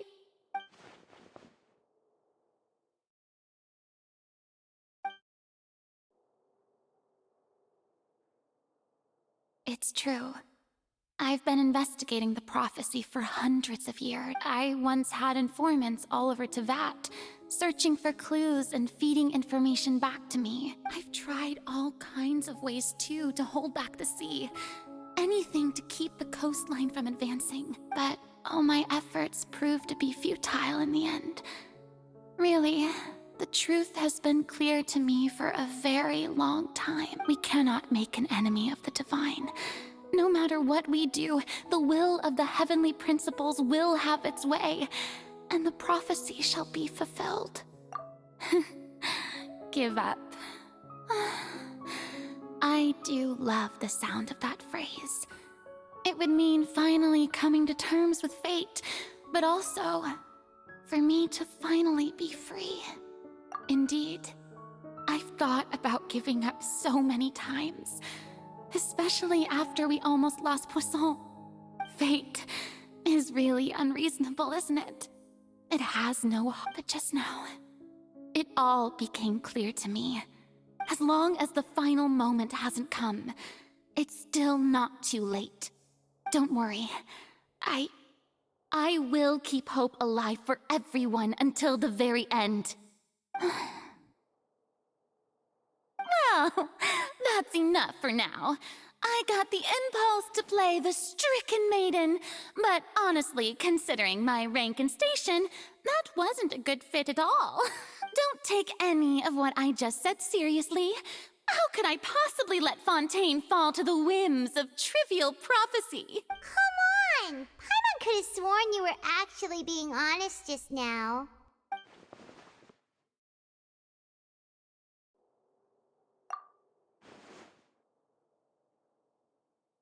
Share my burden. That's impossible. It was fated right from the start that this would be my... A witness. Yes, I've heard that you came to Tevat from beyond the stars, yes. In other words, you never belonged here. And if Tevat is, in its entirety, a show on a stage, then you're just a spectator, aren't you? If that's the case...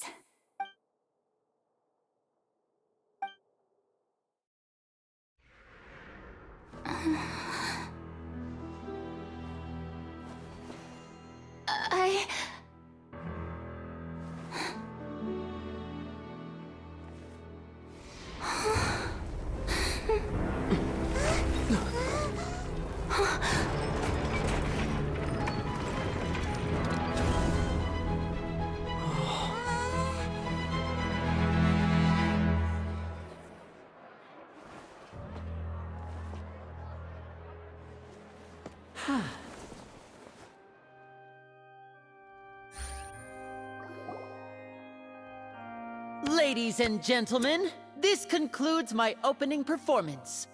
Now, without further ado, we may proceed to the trial of our god. So this is what it is. Yes, you deserve praise for the effort you took to raise the dramatic stakes. Do not forget, however, that I am Focalor, the god of justice, the embodiment of justice itself. Does it not strike you as even the least bit absurd to bring the very concept of justice to trial? May I interpret these words? as your refusal to stand trial. In that case, you will have the opportunity to defend your honor through a duel. You would draw your blade against a god? I see. It seems like you have made up your mind.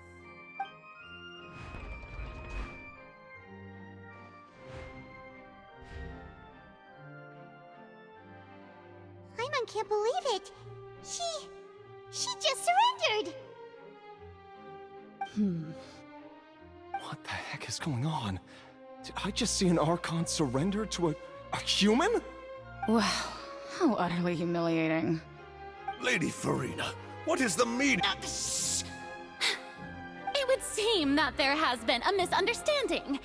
To be clear, the raising of both hands is not always— Looking for excuses again, huh? I raised my hands just now to indicate my acceptance of the trial. No duel shall be necessary. I will admit that I've been running away for a long time. I'm sorry, everyone. I was unable to protect the people of Poisson. It is my duty to stand trial for my crimes. You are not the only ones to be disappointed in me. I, too, am exceedingly disappointed in myself. But now, it is time for the Hydro Archon to show you her courage and resolve. I, Farina, will use this trial to show the world the true meaning of justice! This time, I will protect you. Applaud and rejoice! One of the most outrageous and fantastical arcs known to the opera epiclese is now unfolding before your eyes. Mark my words, this shall be one of the most exhilarating and brilliant shows ever to grace the stage of Fontaine! The trial of the Hydro Archon, Focalor, will now begin! Woohoo! Oh, now we're making history! Why does it feel like Farina just took over the whole thing? Like, come on! Didn't she just get forced to stand trial for her crimes? Also, even though she's still acting super dramatic, she is taking this seriously this time, right? All right, then. Who will be my opponent in this trial? The court asks the prosecutor to please take the stand. Is that so? Very well. Then please speak, witness of Tivat, my accuser and fated opponent.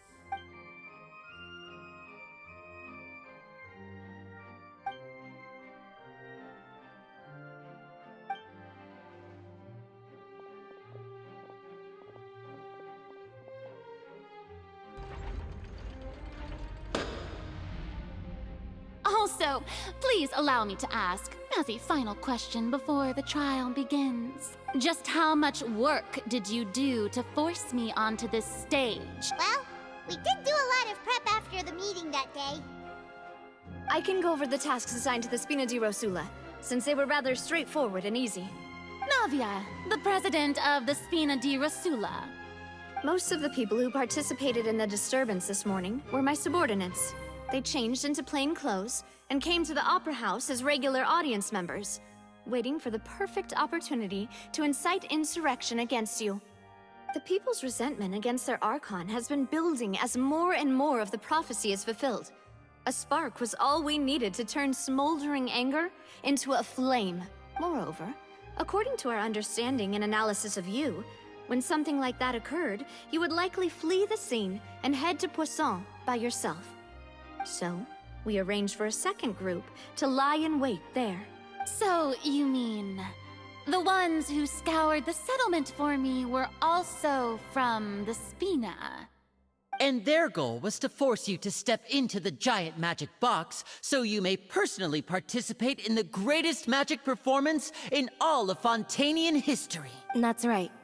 That house was a magic box, rather than someone's residence. As the super ultimate version of the setup that I used when I first performed at the Opera Epiclese, The volume of the box was increased by a whole order of magnitude, and the distance it traversed was the entire gap between Poisson and Araneas. Its cargo, of course, was an Archon instead of a human. My thanks, Farina. Without your help, we could never have pulled off such an extraordinary performance. You're welcome? Of course, this performance was only made possible with Father's support. The House of the Hearth spent a massive amount of labor in Mora to pull this off. We had to select a location, construct a giant magic box, dig a tunnel, and open up a path through the water. It was— So, in other words, the earthquake that we felt within the giant magic box was just a normal tremor from the transportation of the whole house? That's right. It wasn't a sign of another disaster to come. Then, I can guess Nervilette and Cloran's parts.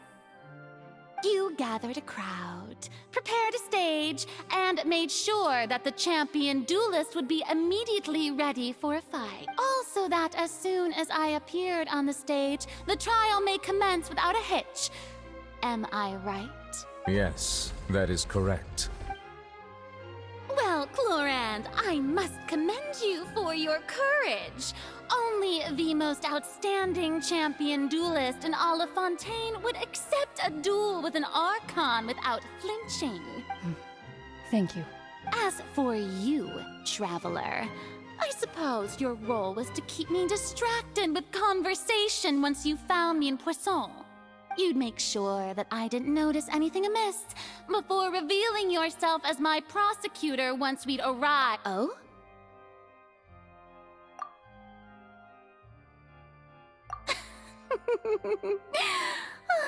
Is that so?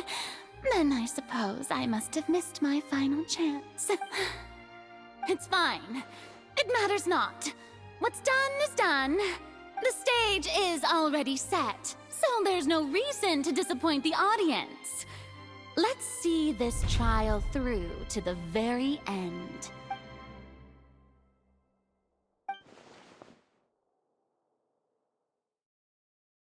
Sir Prosecutor, please allow me to pass this along. This is a document that Miss Charlotte applied for and received permission to share with you during the trial. Huh? Charlotte wanted to give us something? Oh, so she's here too! Hey, Charlotte! Oh, let Paimon see. Isn't this... Wait, then that means this document is a perfect timeline of everything that's happened ever since we stepped foot in Fontaine! So in other words, we can refer to this anthology of evidence every time we want to use something from our journey as evidence for an argument. Let's quickly confirm the information in it. Just think of it as a refresher, alright? You defeated the Hydro Archon in the very first duel you took part in at the Opera House. That's one for the history books, all right.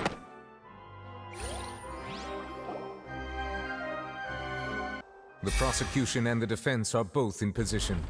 The trial shall now begin. Oh, come on, Nervilette.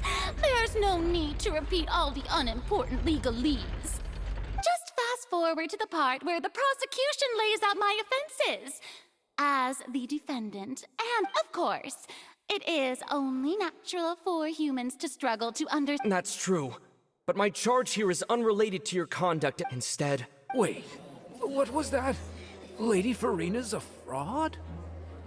Hey, I came here thinking that we were going to try the Hydro Archon for forsaking her duty, but did I hear that right?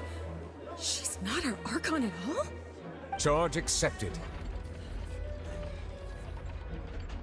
Lady Farina, do you plead guilty to the charge? Lady Farina. I plead not guilty. How can I be guilty?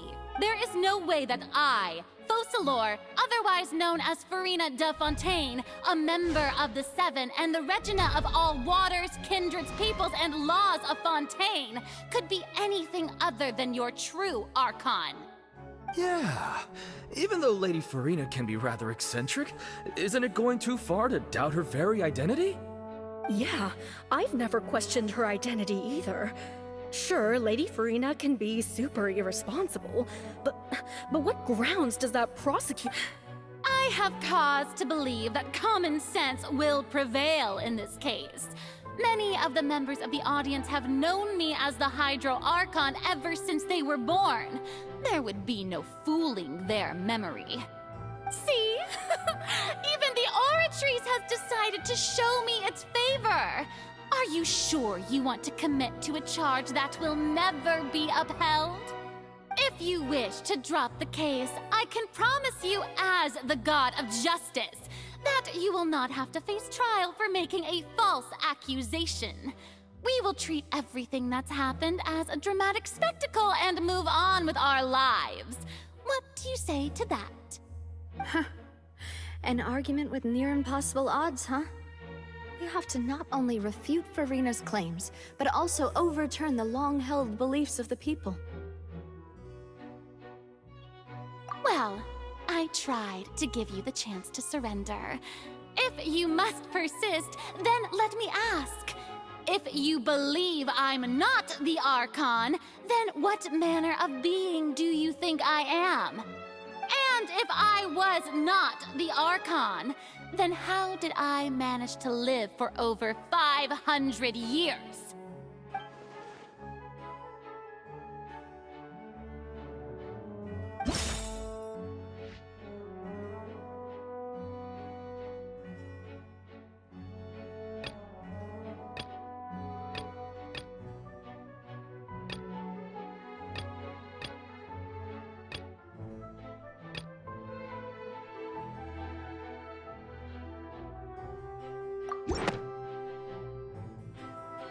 That doesn't sound right.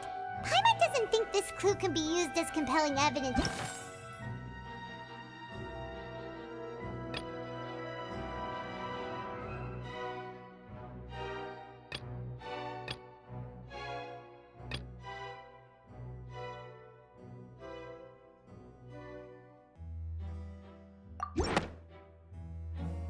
First of all, you may be a member of another long-lived race, which would allow you to naturally possess an extended lifespan.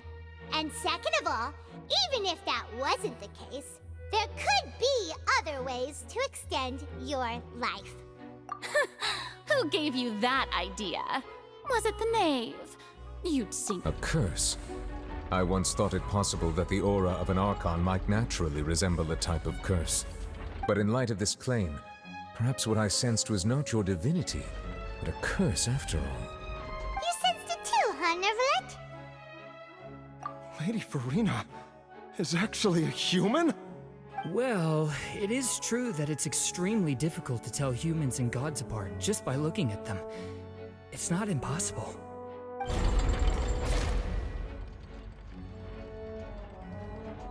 Well, don't start celebrating too early now. Even if I have been carrying a curse like you said, how does that prove that I am merely a human being? Besides, everyone knows that the main difference between a human and a god is the possession of authority. Gods can do what humans cannot. That's why they're worshipped as gods. For centuries, manifestations of my authority have served the nation of Fontaine. One need only to turn their eyes towards the Oratrice Mécanique d'Analyse Cardinal in this very opera house, or consider the endemnitium that is used in every aspect of life.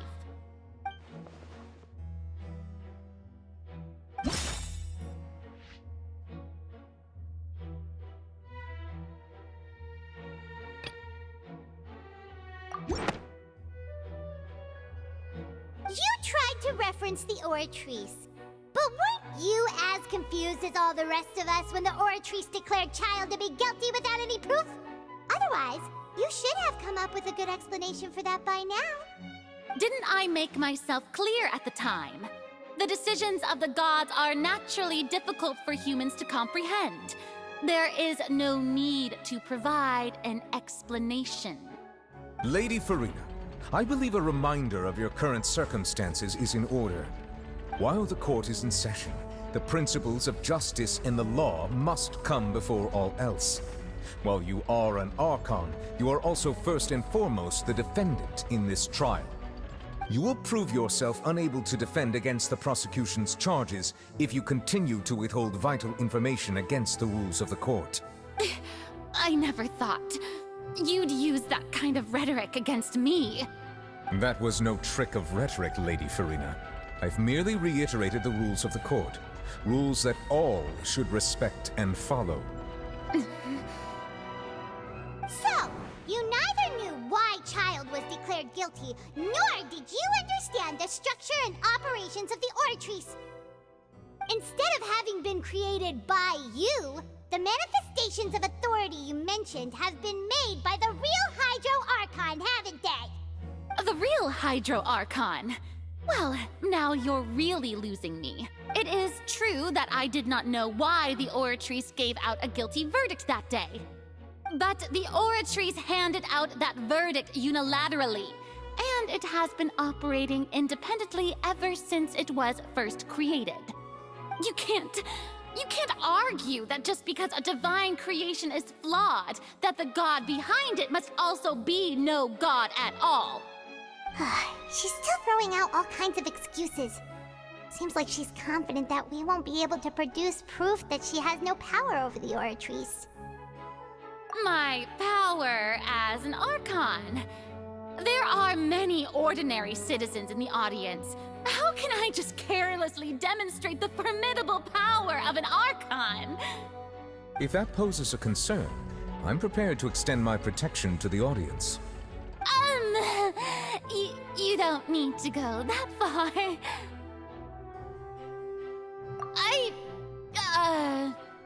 Aren't you the Hydro Archon? Or is it that you can't even wield the power of Hydro, much less the authority of a god? Indemnitium! Yes! It's all because of Indemnitium! All Archons derive their power from the faith of the people, and I've converted the people's faith in justice into Indemnitium. Thus did I give up all of my divine power to provide everyone with energy for their daily lives. Have you ever seen a more magnanimous god? Isn't that a huge stretch? Yeah, no matter how generous an Archon can be, how could they give up all their power? Can a god with no power even still be called a god? It seems like nobody's buying Farina's excuse. Hey, come now, everyone. Please don't stare at me as if I was a liar. I'm still the same Farina you knew, right? The one that you loved. Shouldn't you want to believe in me? Please? You've got to believe me. If what the prosecutor said is true, she really has committed a grave offense. Did she deceive all of us? And all of our parents and grandparents too? And all of our ancestors? Ever since they were born? Enough! That's enough. Tell me then, if I'm not the real Hydro Archon, then who is? If you have no evidence of another Hydro Archon's existence, nor can you find anyone who can back up their claim to be such, then what grounds have you to say that I'm not actually the real deal? Wow, she came up with yet another argument. How can we refute her now? Seems like she really doesn't want to give up.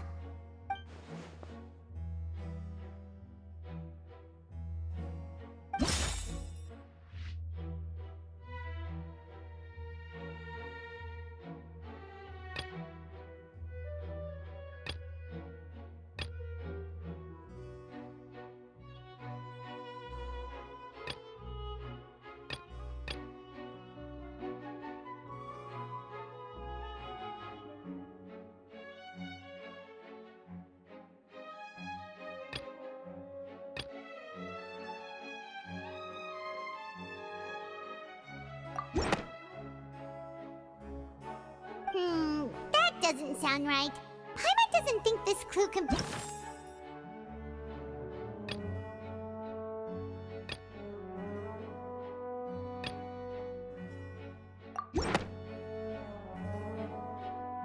It has been established that all Fontainians can dissolve in water from the primordial sea. And that means... Since you insist on claiming to be a god and not a human, then there's a method that you can use right here and now to eliminate all suspicions of you being the latter. Miss Navia, please apply to serve as a temporary attorney for the prosecution before addressing the court. Though you act in partnership with the prosecutor, you must still adhere to proper procedure. Super sorry, Monsieur Chief Justice. I swear this really will be the last time that I'll speak out of turn. Now, I've brought some seawater from Poisson. As everyone knows, a massive flood struck the area not long ago, taking many lives, including those of some of my closest friends.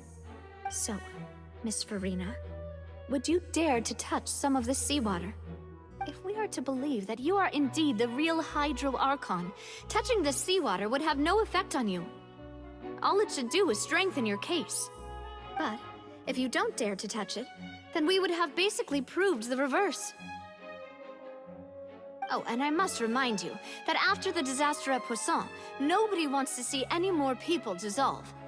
I do hope you'll act prudently and choose the simpler path of admitting guilt. Navia from the Spina di Rasula. The Spina has governed Poisson for many years. I guess her suggestion is valid. If Lady Farina is indeed just a human, she's probably Fontainian like all the rest of us. Would she really dare to try?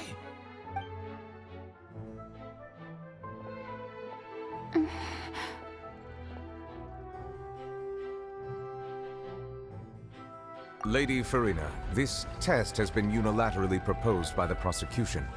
As it falls outside the realm of standard court proceedings, you possess the right to decline participation.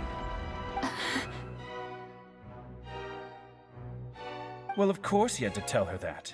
But refusing to participate is basically the same as a confession of guilt. She's just staring at the water without saying a single word. It really does seem like she... What's going on? Is she really planning to... that's not what we thought she would... Due to the inherent risk of the test, Lady Farina, you may... Hey!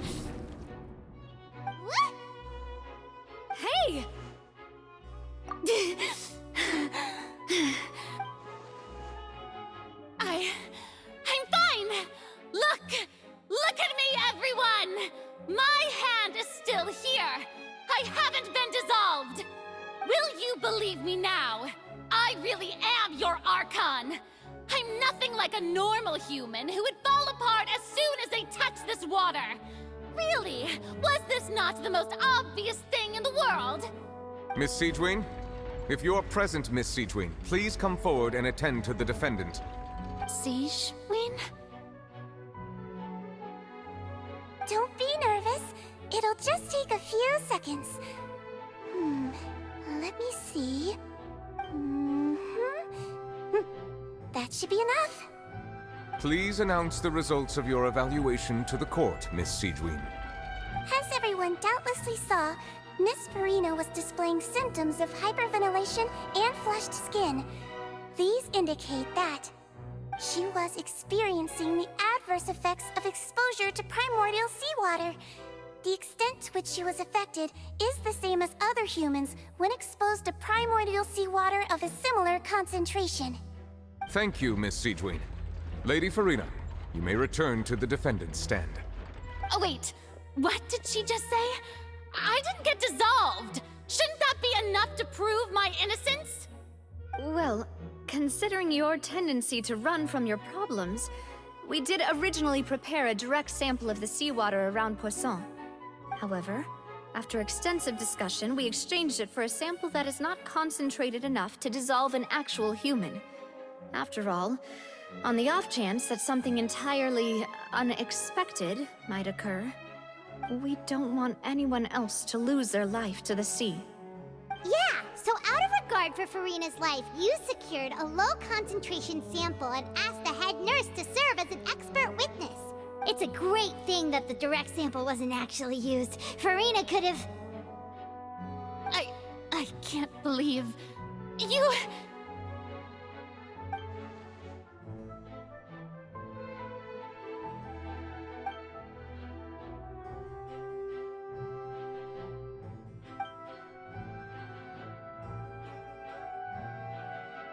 Listen to me!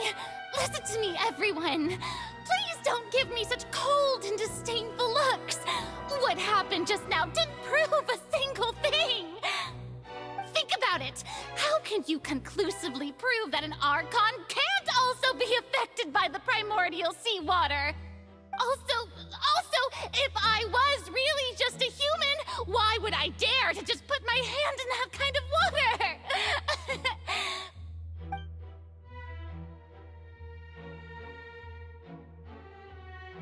Please, anyone, just listen to me! I swear, I really am your Archon!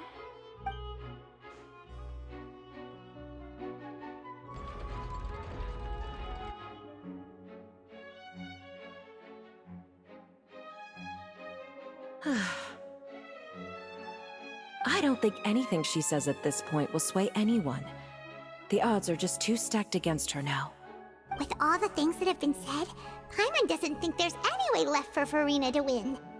I believe the time for arguments and presentation of evidence has come to an end. If there are no objections, we will move on to the final judgment.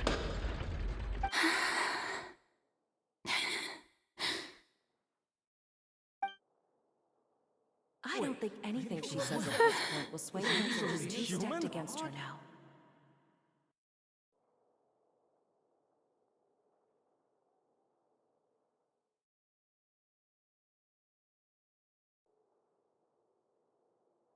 In my capacity as Chief Justice, I shall now render judgment on Furina's misrepresentation of herself as the Archon of Fontaine. As a human who knowingly deceived her fellow citizens, Furina is guilty.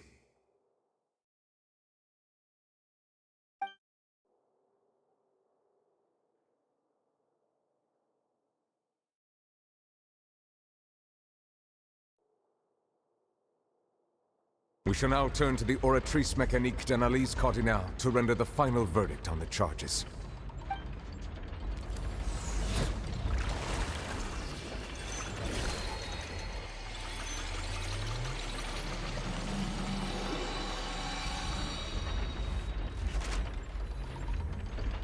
According to the judgment of the Oratrice Mécanique d'Analyse Cardinale, Furina is... Well, what's wrong?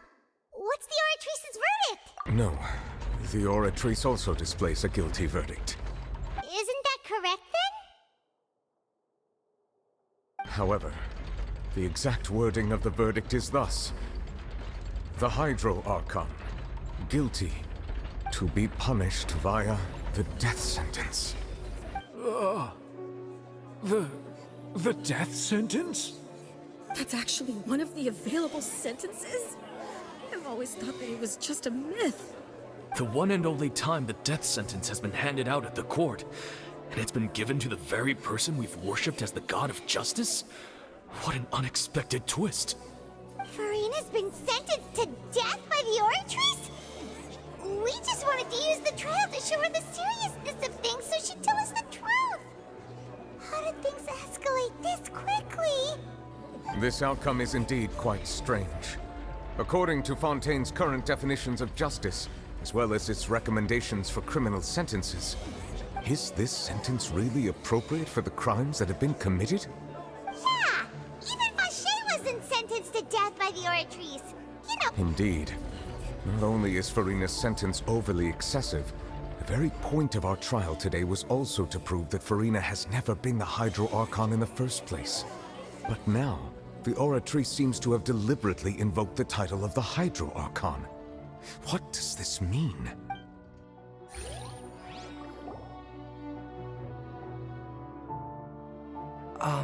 Excuse me, if I may interrupt. Is the trial still going? Fremine! Oh, you finally made it. I assume this means you've completed your mission? Mm-hmm. Any mission Father assigns to me will always be top priority.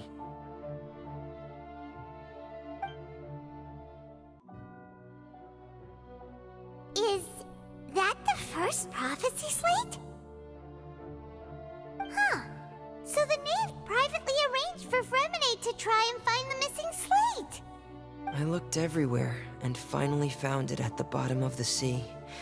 It took me a long time to get around some dangerous stretches of water. But has the trial already concluded? Then, doesn't that mean I've come too late? Thank you for your hard work, Mr. Fremine. Please allow me to review the record left on the slate. Traveler, I believe that you have already seen the other existing slates. We'd like you to come here and confirm their contents. Huh? So what do you see?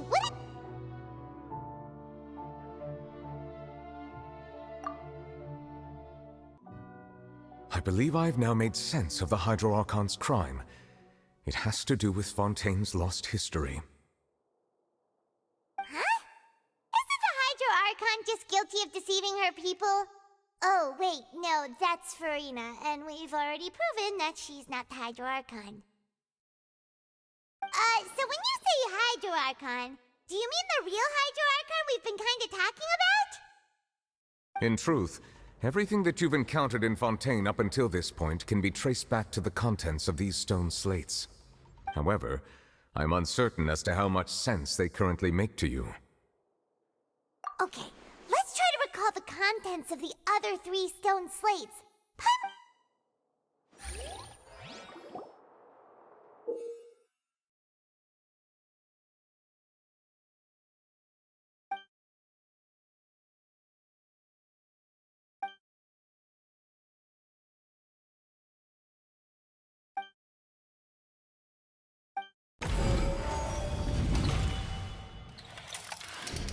The first stone slate describes what you just said.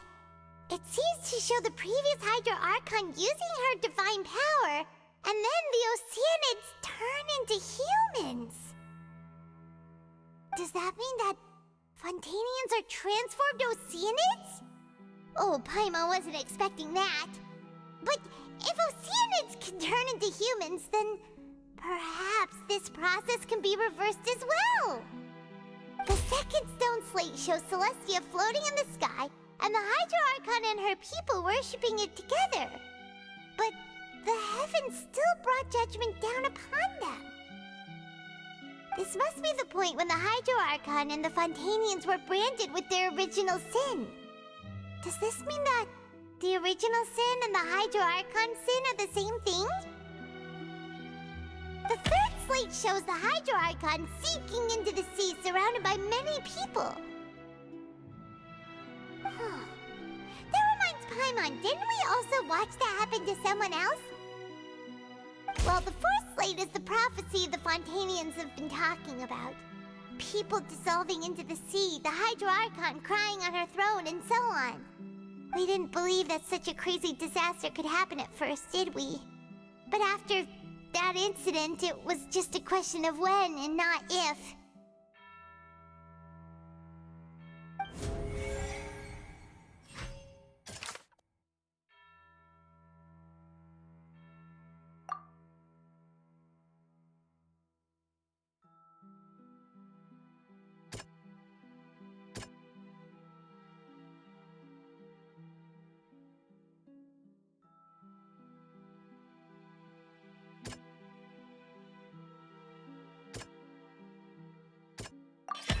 We know from the case of the serial disappearances of young women that Fontainians can be dissolved in primordial seawater, and the first stone slate tells us that long ago, the Hydro Archon used her power to turn Oceanids into humans. This might be the reason that Fontainians can dissolve.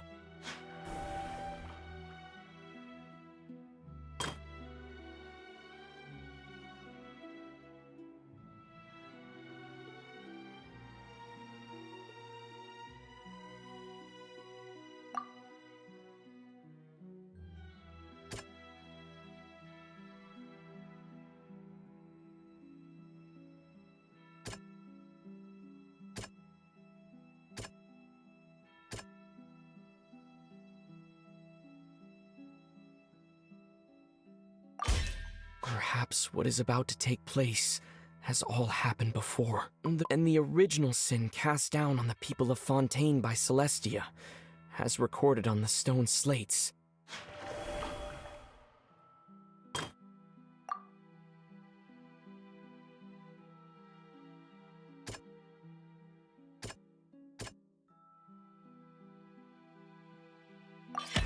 It's not as simple as falling into the sea. When Navia fell into the sea, her consciousness was subjected to judgment. The stone slates show the people gathered around the Hydro Archon in the sea. Could that be alluding to the same thing?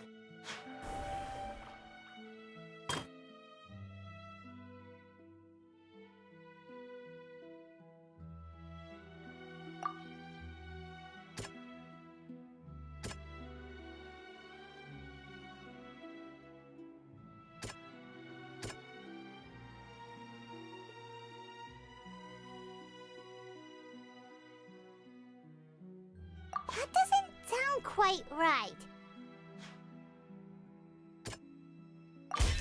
The prophecy from the stone slates found its way into society, but not many people believed it at first. The fortress of Meropide was nearly flooded with primordial seawater, which we know can cause Fontainians to dissolve. It seems increasingly likely that the prophecy may come true. If we hadn't dealt with it in time, things could have gone very badly. They'll dissolve into the primordial sea but won't cease to exist. Their essence will flow in the seawater, converge, and take the form of an Oceanid. The Hydro Archon was sentenced to death in court, shocking everyone present. Perhaps this means that her sin was actually Fontaine's original sin. Navia fell into the water inside those ruins, and she nearly dissolved. She was surrounded by the people of Poisson in a court within her consciousness, and was forced to take part in a trial meant to make her stay. The eruption of the primordial sea at the fortress of Meropide was the surest sign that the prophecy was about to come to pass no matter what. The prophecy's contents can all be verified by recent events. If we combine what we know together, loads of truths should come to light.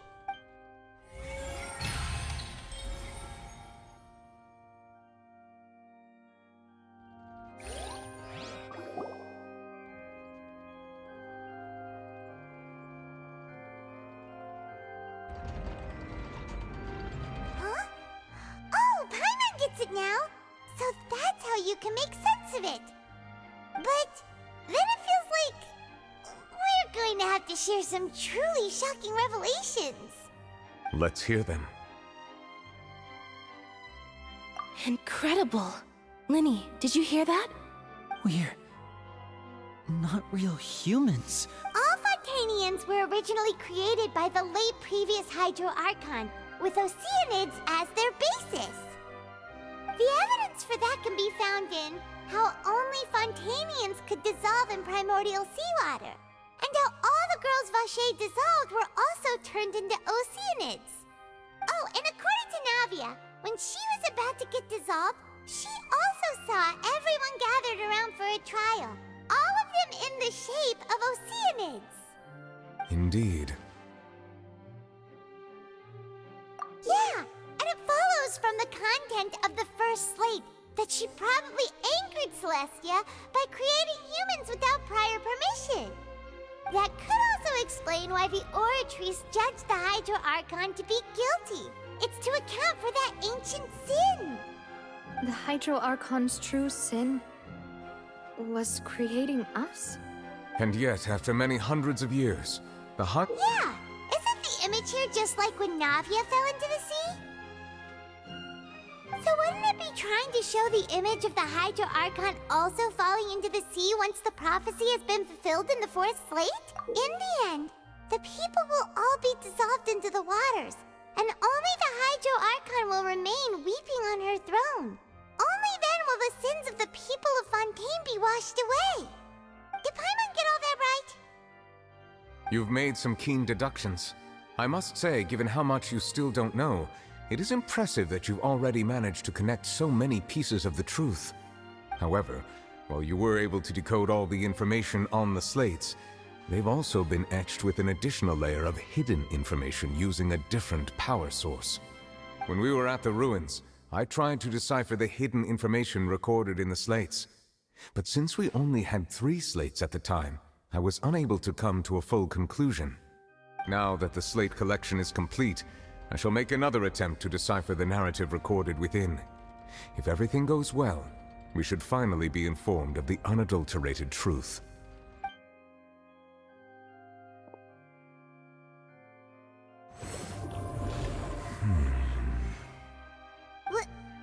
Well?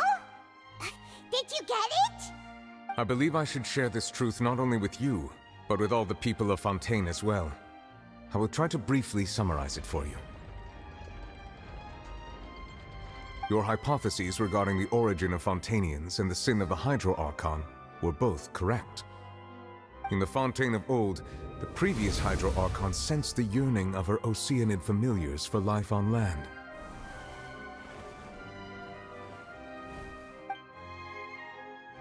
The Oceanids were enamored with the beauty and romanticism of human beings, and wishing to have those experiences for themselves, expressed to the Hydro Archon their desire to become of a similar kind. However, even though water as an element is intricately linked with the power of life, the Hydro Archon, as one of the 7, did not possess the authority to create a new form of human life. Not one to give in, she eventually found a way to create permanent humanoid bodies for her familiars by appropriating the power of this planet's primordial sea.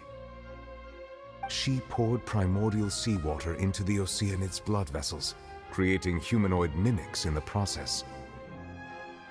But if Fontainians were to ever come into direct contact with water from the primordial sea, the power within their bodies would escape these artificial restraints and return to the sea. As a result, their forms would collapse, and they would be reverted to their original forms as Oceanids. Of course, the Hydro Archon never received permission from the heavenly principles to create a new human race. And thus, the Hydro Archon and all of her creations came to shoulder the original sin of appropriating the power of the primordial sea.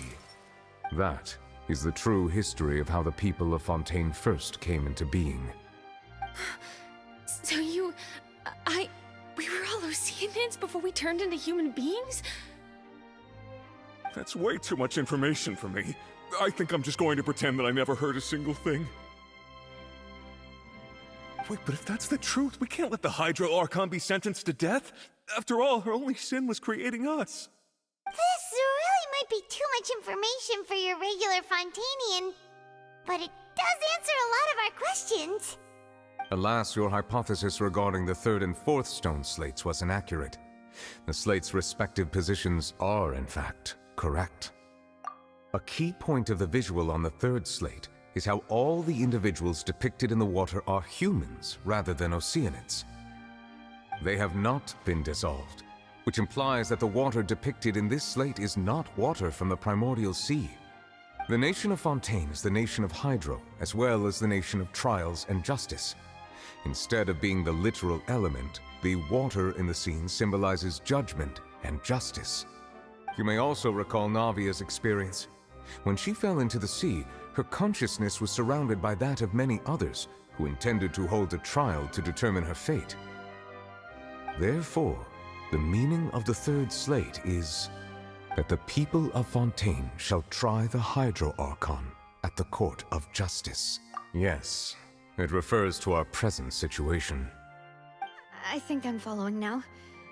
So, what you're saying is, even though we decided to put on this trial to avoid fulfilling the prophecy, in truth, everything we've done has happened exactly as the prophecy foretold. So now, it seems, we're the ones making sure it comes true. What should we do? Huh. No matter what, the prophecy will be fulfilled. Is this what it feels like to be a prisoner of fate?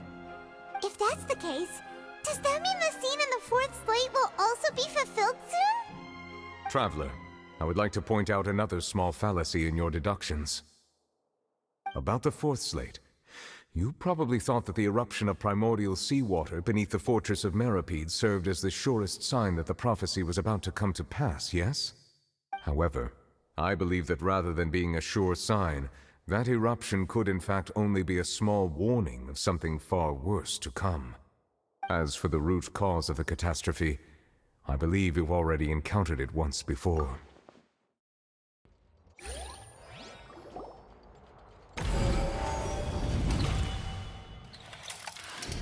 This eruption was just a small warning of the things to come. We must find the root cause of the disaster.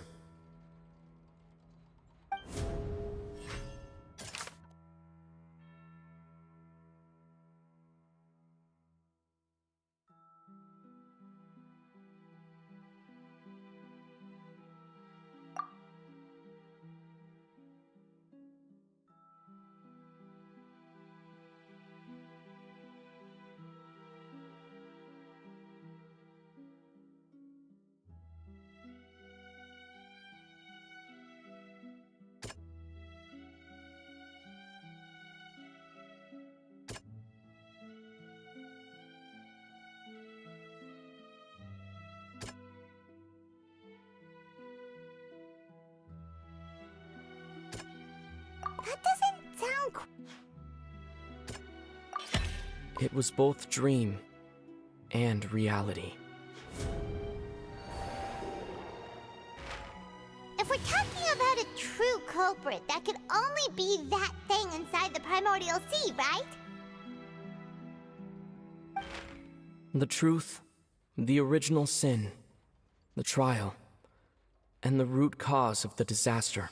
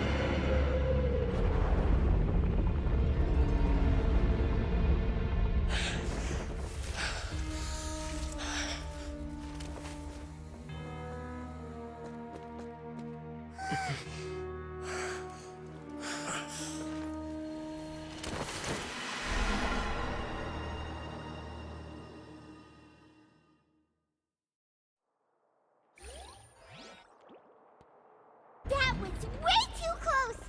How did that thing just burst into the Opera House? Wait, was that the huge whale you saw in your dream? So we've met it at last. I understand very well why it has chosen to make an appearance here. That whale does not belong to Tevat. It is a monster that has traversed the stars, weeping all the while. It has been greedily consuming the energy from the planet's primordial sea, using it to grow. That is the main cause for the rising sea levels. And once it has finished consuming all of the energy contained within the sea, its next step will be... You said that when the Hydro Archon first created Fontainians out of Oceanids, she filled their blood vessels with primordial seawater. Precisely. That whale finds the blood of Fontainians nigh impossible to resist. Therefore, when it left the primordial sea, it decided to make its next stop a packed opera house full of food. Food in the form of Fontainians. We just barely managed to push it back, right? In that case, won't it come back to target the people again once it's managed to recover its strength? That is correct. Indeed, it is more accurate to say that we should thank that Harbinger for buying us some time. Without him, the whale would have likely come onto land far sooner. From the way he looked, he must have been fighting the creature for quite a long time. That battle maniac. We've always known that he had a special connection with that whale, but we definitely didn't expect it to help us out like this. Anyway, now that we know that this whale is the actual cause of the disaster recorded in the prophecy, all we need to do to stop the prophecy would be to find a way to beat it up, right? It is too late. It had already absorbed too much of the Primordial Sea's energy before we could notice it. At this point, it has become practically integrated with the sea itself.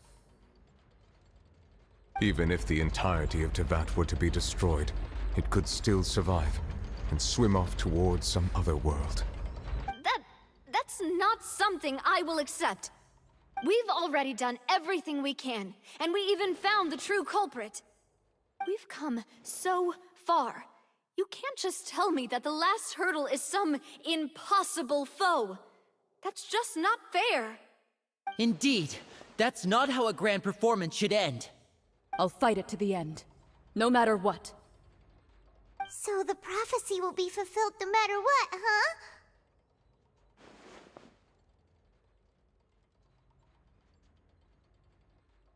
The prophecy. Yes, what has been prophesied will be fulfilled. You may view such things as the history of the future.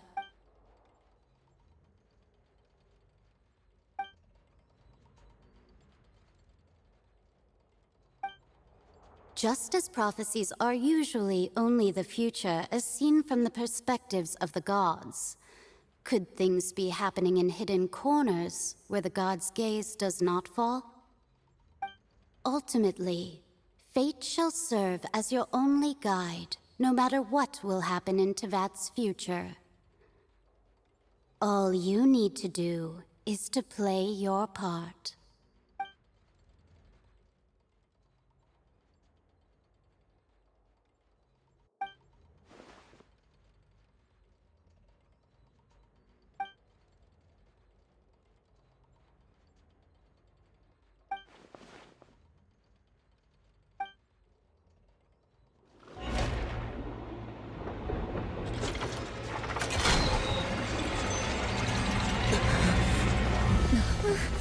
What's happening with the aura trees? I believe it is preparing to carry out the death sentence.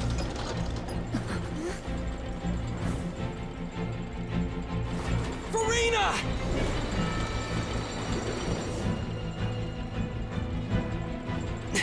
No, I still need answers.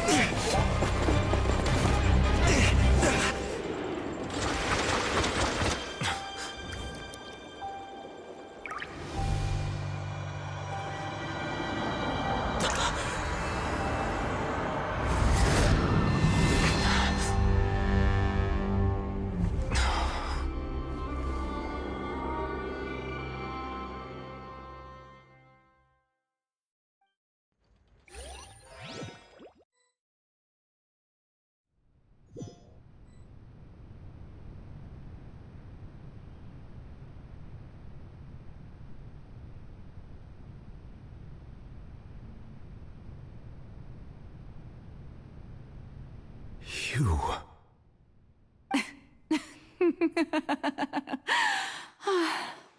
Sorry. That shocked expression on your face is just too amusing. I couldn't help myself. You are not Farina. Who are you? The sweet sound of bewilderment. Marvelous.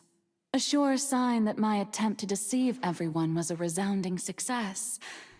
But to answer your question, I am Focalor. You know, the god. Focalor? Why did you deceive us? Oh, that wasn't my goal, of course. Goodness, no.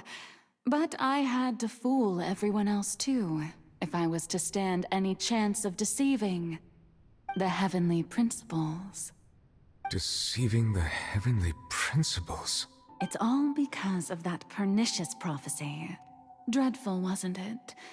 Everyone doomed to dissolve. Fontaine condemned to be flooded. One was not amused. In fact, one was positively bemused when that problem was thrust upon me by my dearest predecessor. That's the former Hydro Archon Egeria for the uninitiated. It hardly gets more disastrous than a preordained national catastrophe, now does it? She knew full well that the prophecy would surely come to pass. And as one of the seven, she also knew full well that one defies the heavenly principles at one's peril. So yes, as you have no doubt surmised, it was a rather impossible situation that I found myself in. I spent a terribly long time mulling it over, alone on the ocean floor. And I was almost growing barnacles by the time I finally realized there was only one possible solution to this confounding conundrum. I had to outwit the heavenly principles, allow the prophecy to be fulfilled, ostensibly at least, while saving everyone at the same time. I'm a genius, I know. I can only assume that's why Egeria chose me as her successor. Although, looking back now, it was hardly the inheritance one dreams of. Between the task of saving the nation, the quotidian duties of the Hydro Archon, and not to mention the original sin of creating a new race of humans, I dare say she left me quite a colossal mess to clean up. But one can only play the hand one is dealt. I did not choose this, any more than I chose to be one of her Oceanid familiars. So you were also once one of the Oceanids, transformed into a human by Egeria's hand? Yes, I was. I always dreamed of becoming human. And I still do, even now. In my eyes, to be human is to be part of the greatest opera ever known. After becoming a god, I separated my divinity from my body and spirit, leaving behind only a self that was as naive and bewildered as my past self on her first day as a human being. The me you see before you now is that divinity. And the human counterpart I left behind, I named Farina. She could feel joy, sorrow, and everything in between. She could be as vain and conceited, or as meek and vulnerable as she wished. Her strengths were of a kind only a human could possess, as were her shortcomings. But in my eyes, Farina's humanity was what made her perfect. She was perfectly human in every way. The person I always wanted to be. Anyway, so then I cursed her. All part of the plan, of course. The plan to deceive the heavenly principles. Do you still remember the final scene of the prophecy? The Hydro Archon alone, weeping on her throne. In order that the prophecy might appear fulfilled, I invited Farina to be an actress, to play the part of the Hydro Archon in the prophecy. Under the curse I placed on her, so long as I, Focalor's divinity, continued to exist, she could not die. But nor was she free to live her life in the pursuit of happiness. Instead, she was forced to take the stage in the opera house, to embrace the role of leading lady, to forever play the part of the god from the prophecy, all to create a deceitful appearance of that prophecy coming to pass. I suppose now you probably understand why your court is called the Opera Epiclese. But Farina is only human, isn't she? Even though she has had a long life, her mind is no stronger than that of any other ordinary human being. I cannot begin to fathom what she has had to endure. It must have been torture for her. It has indeed.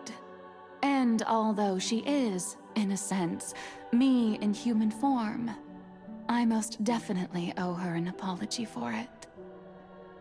It's been 500 years, and all along, she's been playing her part in the most unimaginably long, unbearably lonely, and agonizingly painful opera of all time.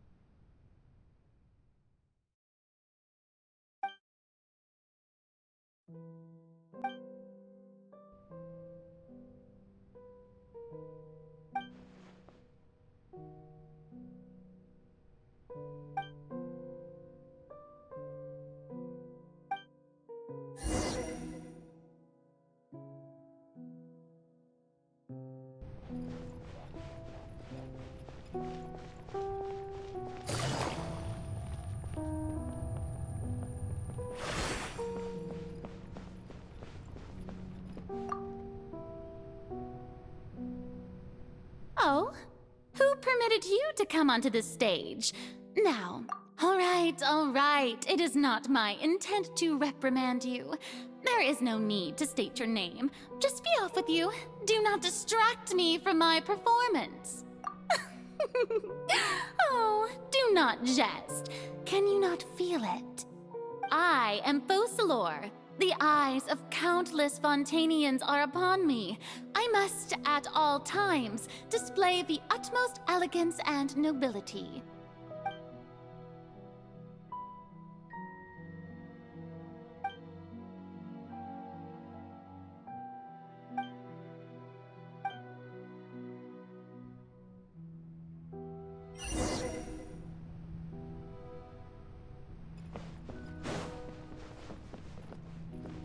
Dear audience, the performance is experiencing a technical difficulty, but worry not. The guards shall resolve it soon enough. Rest and rebuild! Busted!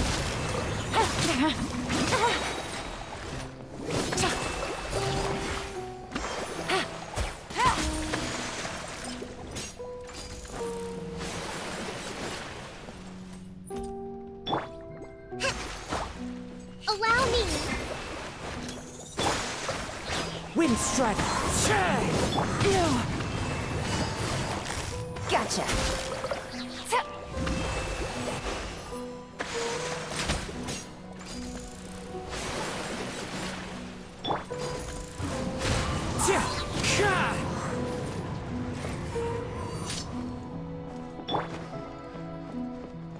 Hey, what gives? The audience is still watching me, you know. Guards? Wait, where are the guards? Guards!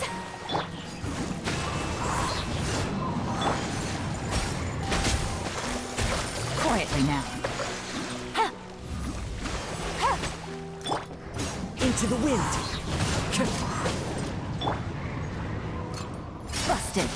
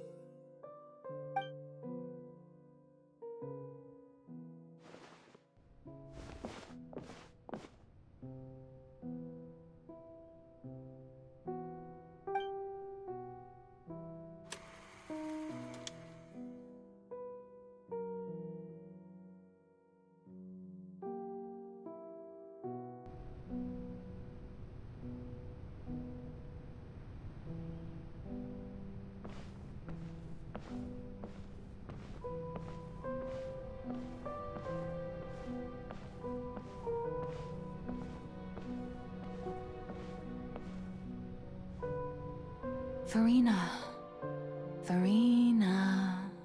Huh? Who's that? Who's calling me? Where are you? Be not nervous. Be not afraid. I am before you. Wait a moment. You're near me? How can this be? Mirror you, huh? You know what? That's not bad. Let's go with that. Mirror me. What do you wish to say? The prophecy. Have you heard of it? What prophecy? Wait. I know. I think. I don't know why, but it's in my head somehow. The people will all be dissolved into the waters, and only the Hydro Archon will remain, weeping on her throne. Only then will the sins of the people of Fontaine be washed away. Oh, very good. You know it well. What's going on? I can't seem to remember anything clearly.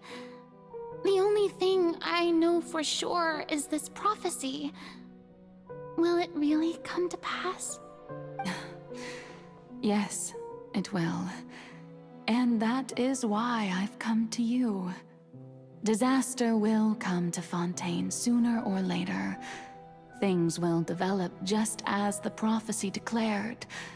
There is no escaping it. But doesn't that mean everyone will die? I'm a Fontainian just like them. Will I dissolve too? Oh, don't worry. Magical meetings exist in this world precisely to give people a chance to turn things around. It is the reason why you met me today. I will tell you how to save everyone, but you may have to suffer somewhat. Oh, so there's still hope after all. Goodness, you frightened me. You spoke so much and with so much certainty. As for the suffering, well, I will admit that the first thing that came to mind was, why do I have to be the one to suffer? But if the prophecy will come true, I'll also die anyway, right? So if I've already met you as my magical meeting in this world, if there were scales, with all the people of Fontaine on one side and my pain on the other, is it not obvious where the scales should tilt? I suppose this would also be the justice that belongs to you. Huh? Don't worry, it's nothing. Listen well. Fontaine has just lost its Hydro Archon. I need you to play a role. That of the new Archon. Play as a god? That's right. You must begin a never-ending masquerade. You must never let anyone suspect your identity. If you can keep it up, then I shall have my way of defying this prophecy. But should your identity be revealed, then all hope will be lost. But how will I do this? A human assuming the role of a god without being exposed. Don't worry. What you must do is not to turn yourself into a real god. You simply need to play the role of a god as humans imagine them to be. Being a human yourself, I'm sure you already know what such an entity would be like. Remember, your true challenge will not be pursuing divinity, but contending against humanity. I'm still not sure I understand, but I'll try. I'll try to do this. So, how long am I going to have to play this role? To accomplish this mission, you will have to stay on the stage for many, many years. You will endure and not grow old until your task ends. But I promise you, all will eventually end in a magnificent and dramatic trial, and everyone will be saved. A trial, huh? How exciting. I'll be looking forward to it.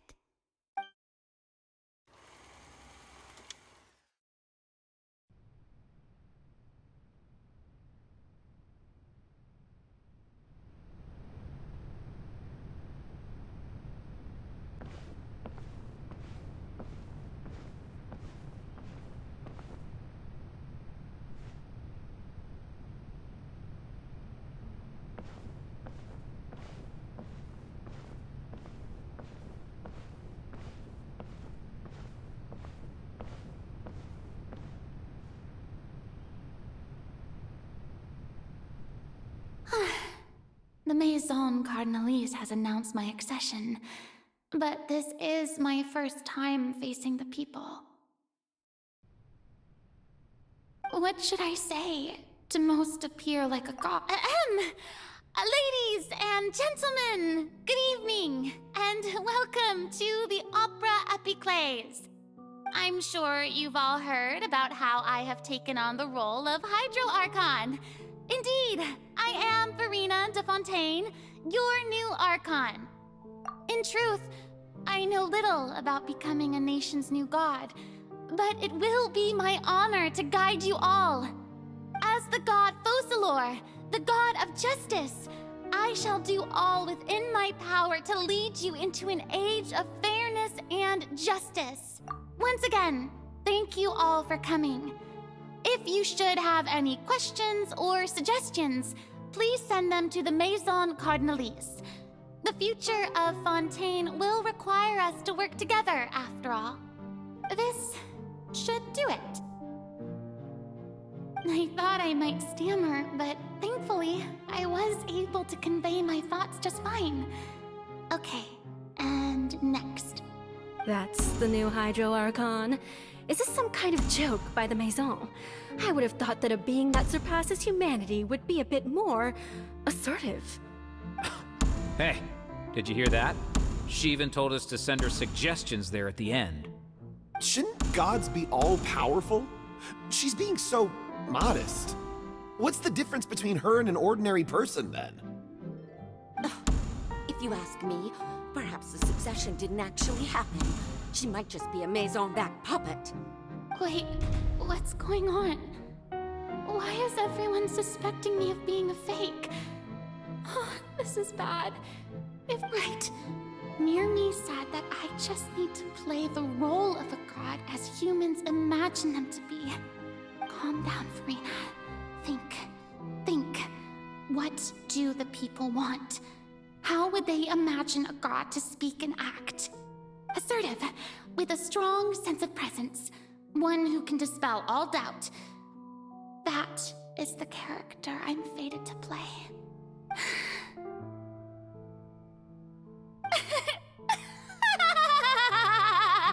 Oh, very good, my people. Only ones such as you are deserving of my rule. Now, I was wondering, if some weak puppet were to one day come onto the stage and claim ownership of this opera house, would the children of Fontaine follow them? Well, it seems that you would all see right through them. Having passed my test, you are qualified to witness wondrous trials alongside my august self, here in this opera house. You may consider my previous act a door gift of sorts. I thought it was a debut that suited the atmosphere. Now then, let us be reintroduced. Ah, so that was just a performance. How could I have forgotten that we were inside an opera house? Her personality. It's quite shocking, to be honest, but I suppose it's a better look than before. Such a fascinating and bold deity. How wonderful! Our future may yet be bright after all. It seems I've turned them around. Best follow this flow. My dear people, whether you acknowledge me or not, whether you trust me or nay, I say to you, keep faith in your ardor for justice. We have heard it said that this nation's sins can no longer be washed away. Well, I say that justice is most fragrant when it blooms amid sin. The scales of justice should not weigh heavy in the hands of its God. On one side, it must carry fairness and justice. And on the other, praise and applause. May law be the prayer on our lips. May judgment be our worship. Let us light the fires and drink to the future of Fontaine! There is no trouble in this world that justice cannot solve. All that is needed is for you, my people, to believe in it, heart and soul. So long as I, the Archon Focalor, stand within the Opera Epiclese, so long as I stand before the Oratrice, I shall even judge the gods of this world!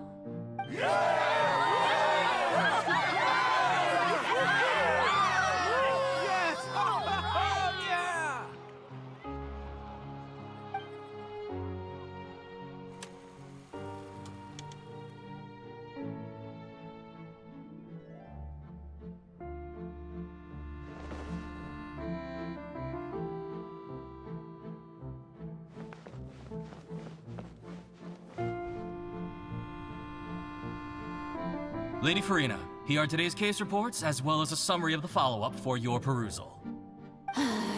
Come now, was I not just at the Opera House in person? Leave these kinds of things to Neuvillette. Besides, none of these trials were the one that I'm looking forward to the most. If I may be so impertinent, what kind of trial are you truly looking forward to? A magnificent, dramatic, and wondrous trial. A trial to end all things. How could you hope to understand? That's true. I fear I lack the ability to grasp your divine thought, Lady Archon. No need for fright, and do not take what I said before too seriously. Go now, do your duties. The trial I await. It will come one day.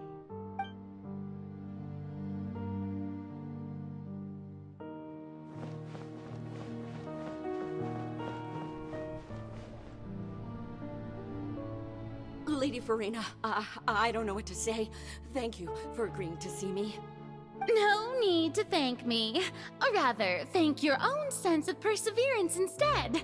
Long have you stood in line to meet me, have you not?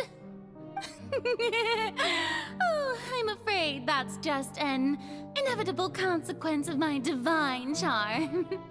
All right, Deoteria, is it? How is your son's illness? You remembered me, and you knew of my family, too. He is doing much better now. In fact, he is far more of an ardent believer than I. He was the one who forced me to seek an audience with you, and to bring your words back to him. Oh, good. Very good. If this should happen again in the future, please do not hesitate to come and tell me. Going down to citizens' homes every so often, while not usual practice, should serve as a fine change of pace. You're such a gentle and wise god. Thank you once again, on behalf of my son.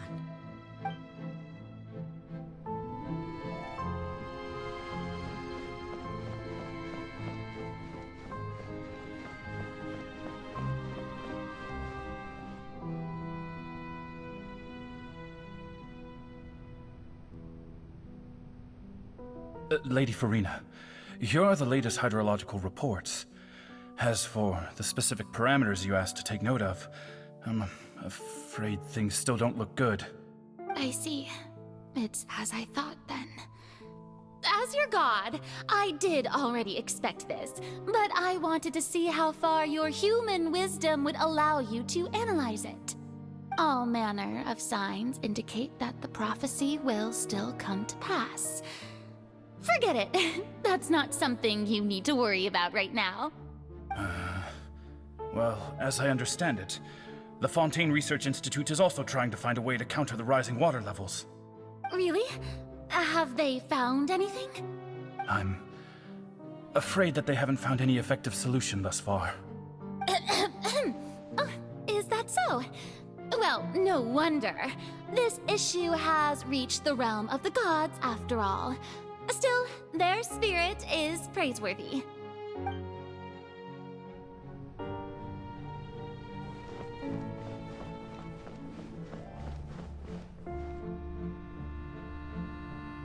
The day is finally over.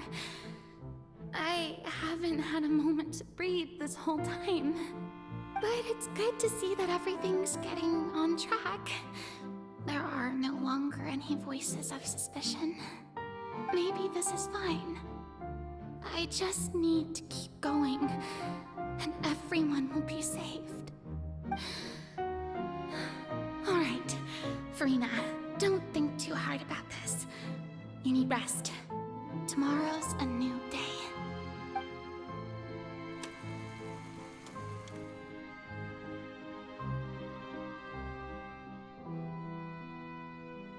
Lady Farina, here are the new trial reports for the latest cases, as well as a summary of the follow-up.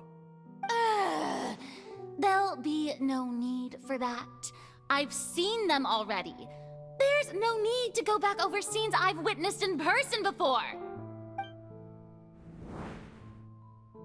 Lady Farina, I've waited so long for this chance to see you in this manner. Indeed, my dear, loyal citizen. This joyous moment is an honor for us both.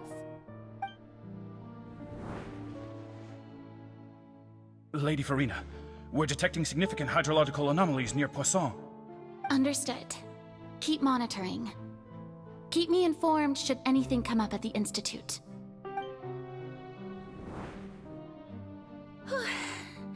I don't think I let anything slip today.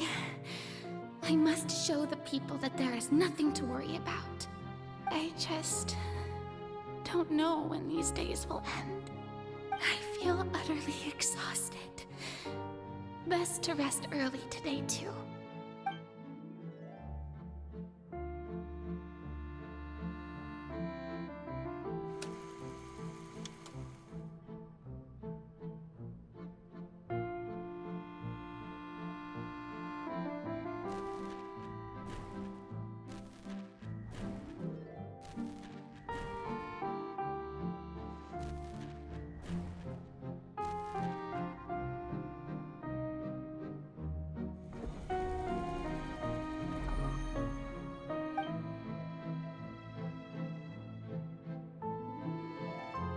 Lady Farina, it's like a dream being able to speak with you up close like this.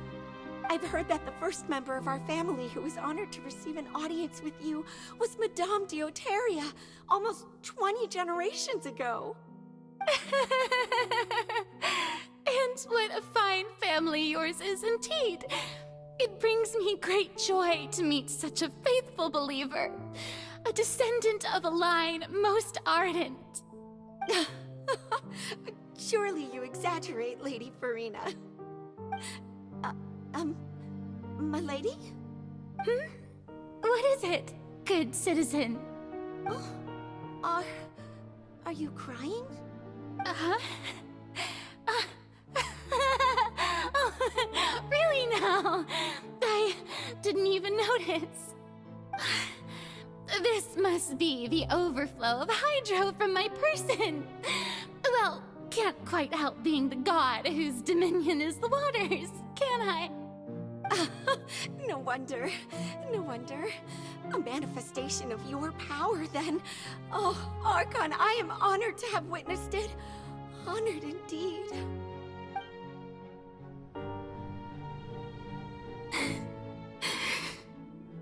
So interminable.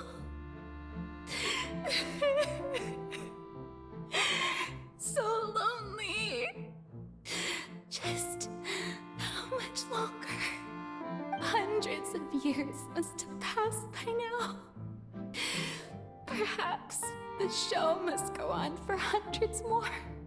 I never imagined that it would hurt so much. Have I reached my limit? No. Perhaps I reached it long ago.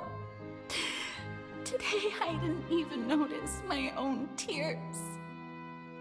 I want to tell someone, anyone, about this. But would that not destroy all I've done so far? I've conducted so many investigations across the centuries, but there's not even a sliver of hope that we might break the prophecy. All I can do is keep heart. I must maintain this act. It is the only way to save Fontaine. Please, mirror me. You have to succeed.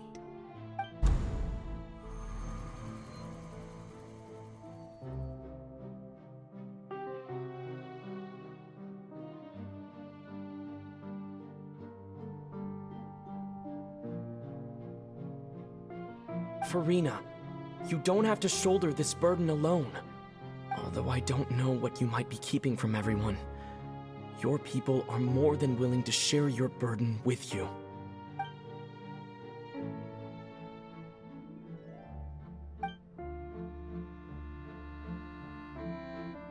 Share my burden.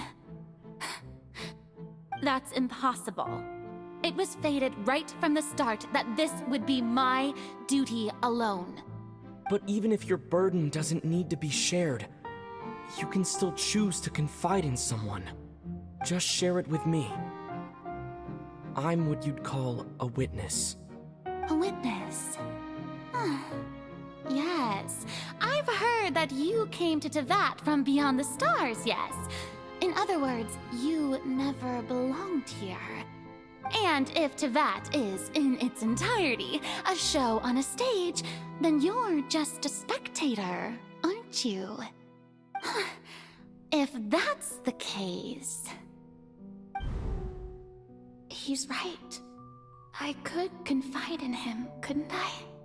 But if things don't play out as expected, the people of Fontaine will be the ones to pay the price.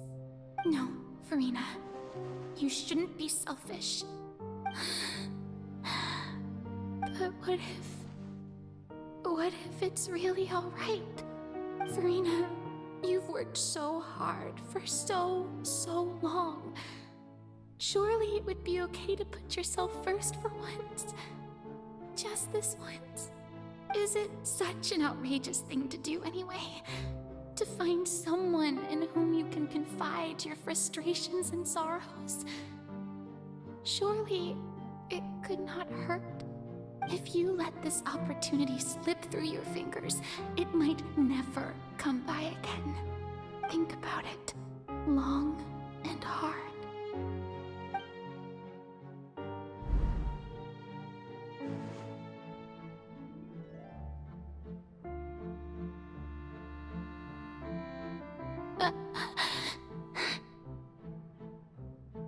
No, I have nothing to say.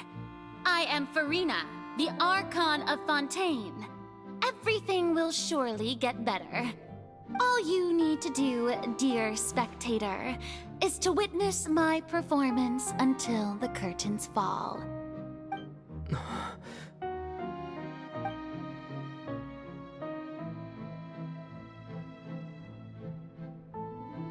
Fine.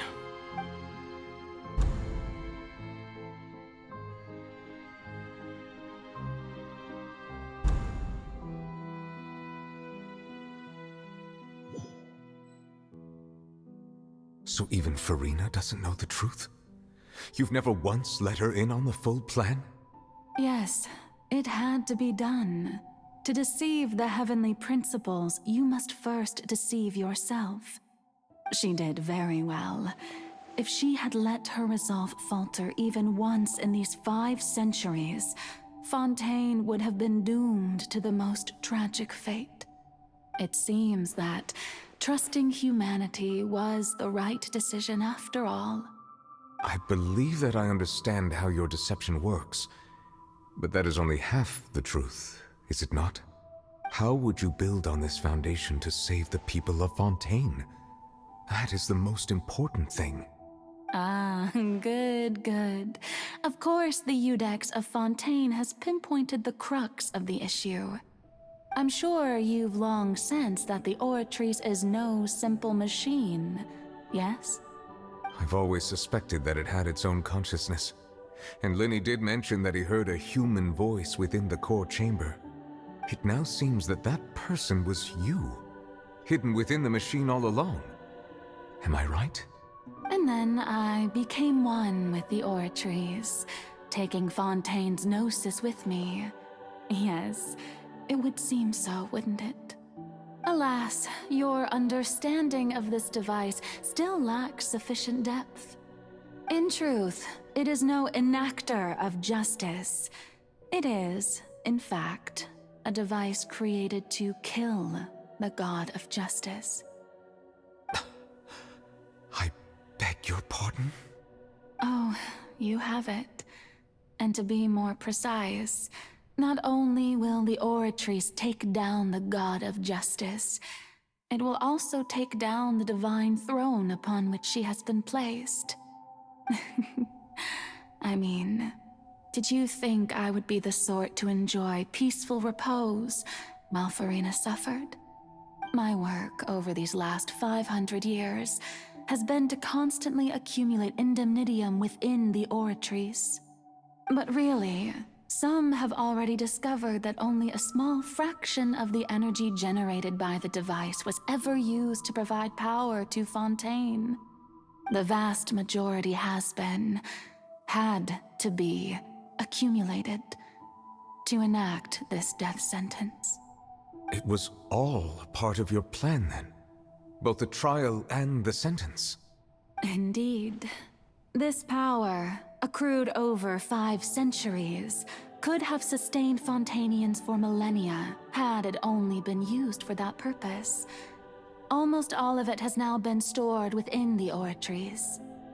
But only power of this magnitude could hope to destroy the Hydro Archon's divine throne, shaking the rules established by Celestia and breaking through the institution that is the Seven. So the Oratrice's call for death was for neither Farina nor Focalor, but for the Hydro Archon. The destruction of that divine throne. If I do not misunderstand your intent, you must be... returning what's rightfully yours to you, of course. In other words, this was all done to return the authority of the Hydro Archon to the Hydro Dragon of this planet. But...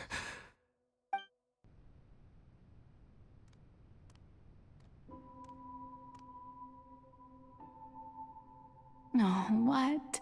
Getting sad again, are we?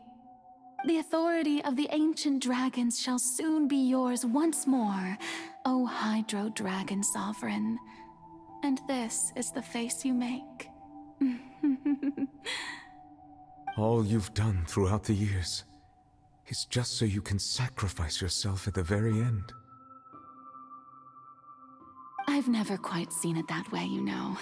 Even now, I'm quite pleased at how well my deception worked.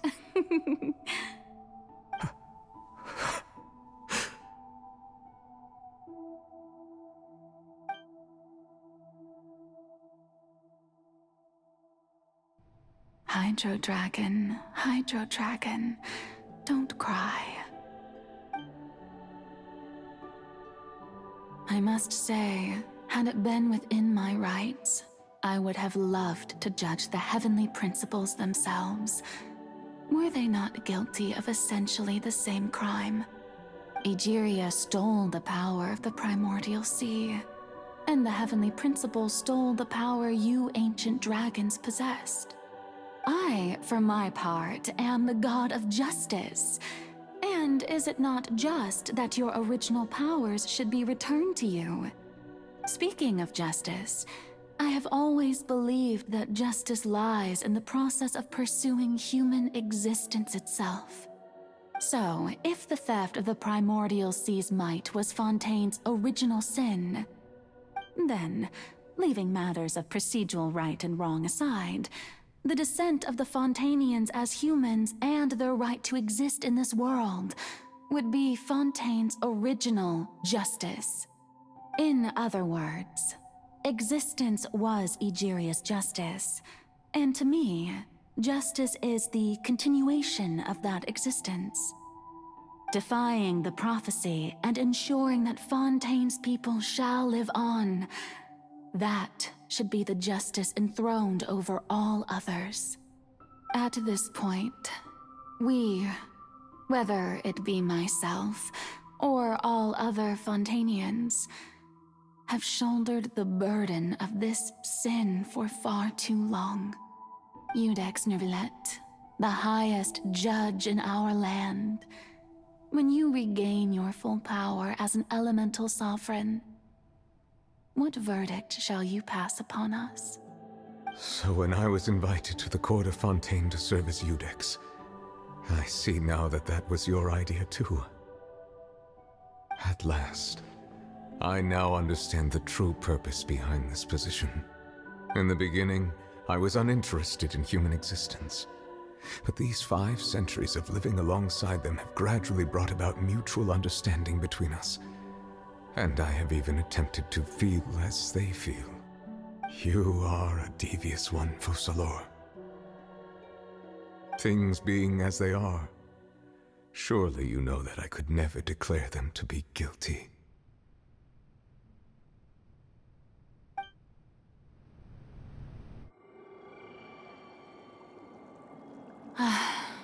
The hour of my execution is almost here. For the sinner, the curtain call has come. I know I may not sound it, but faced with death, I find myself a little afraid. Perhaps this is one thing both gods and humans have in common.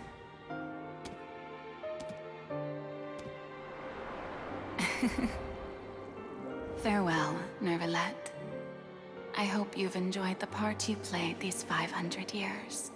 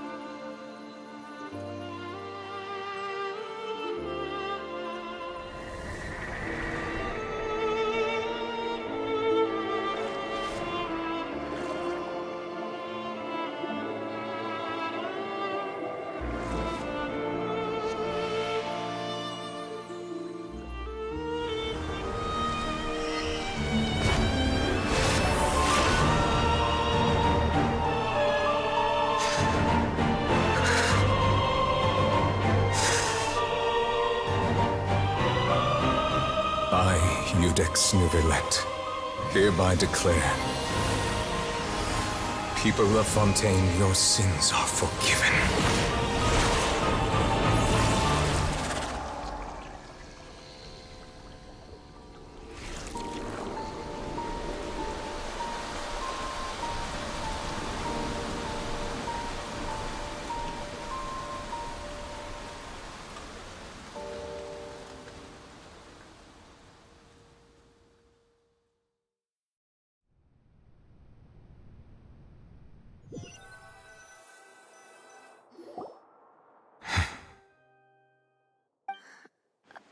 What just happened? Was that bright light some sort of misdirection?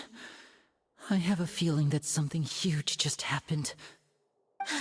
But since we're all still alive and haven't been dissolved, I assume whatever happened was good for us. It's time to end this. We must mete out punishment to that beast. Didn't you say just a moment ago that it can't be defeated? I have gained the strength sufficient to deal with it. Through certain means, I now have the ability to separate the power of the Primordial Sea from that creature. We should seize the opportunity to pursue our quarry. Traveler, now that the oratories can no longer function, I require an executor to help me mete out justice, the root of the calamities befalling Fontaine, the beast that enacts the prophecy. Its name is the all-devouring Narwhal. Come with me, traveler. The hour of execution has come.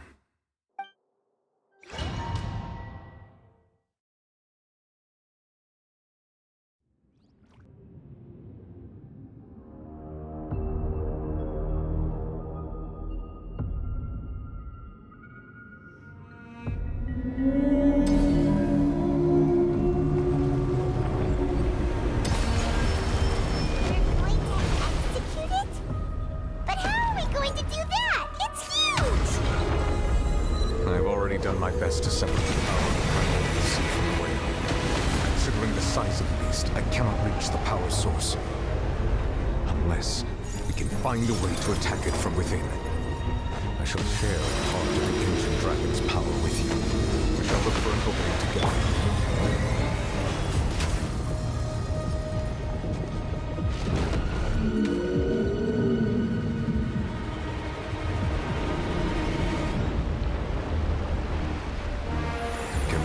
Sorrow turning into hostility.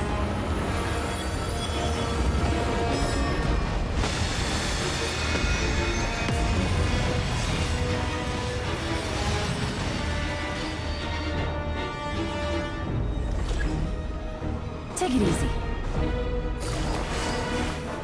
Allow me!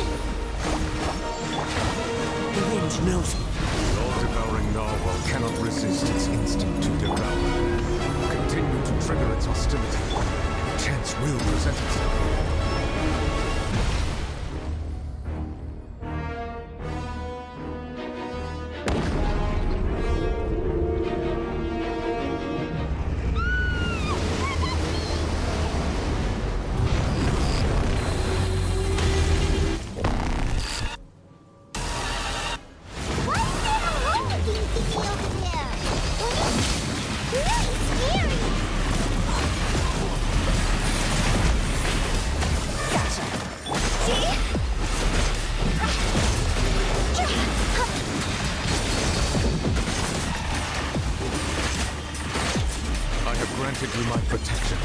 Do not fear. Seize the moment and use my power to suppress its root from within. Adorn my night!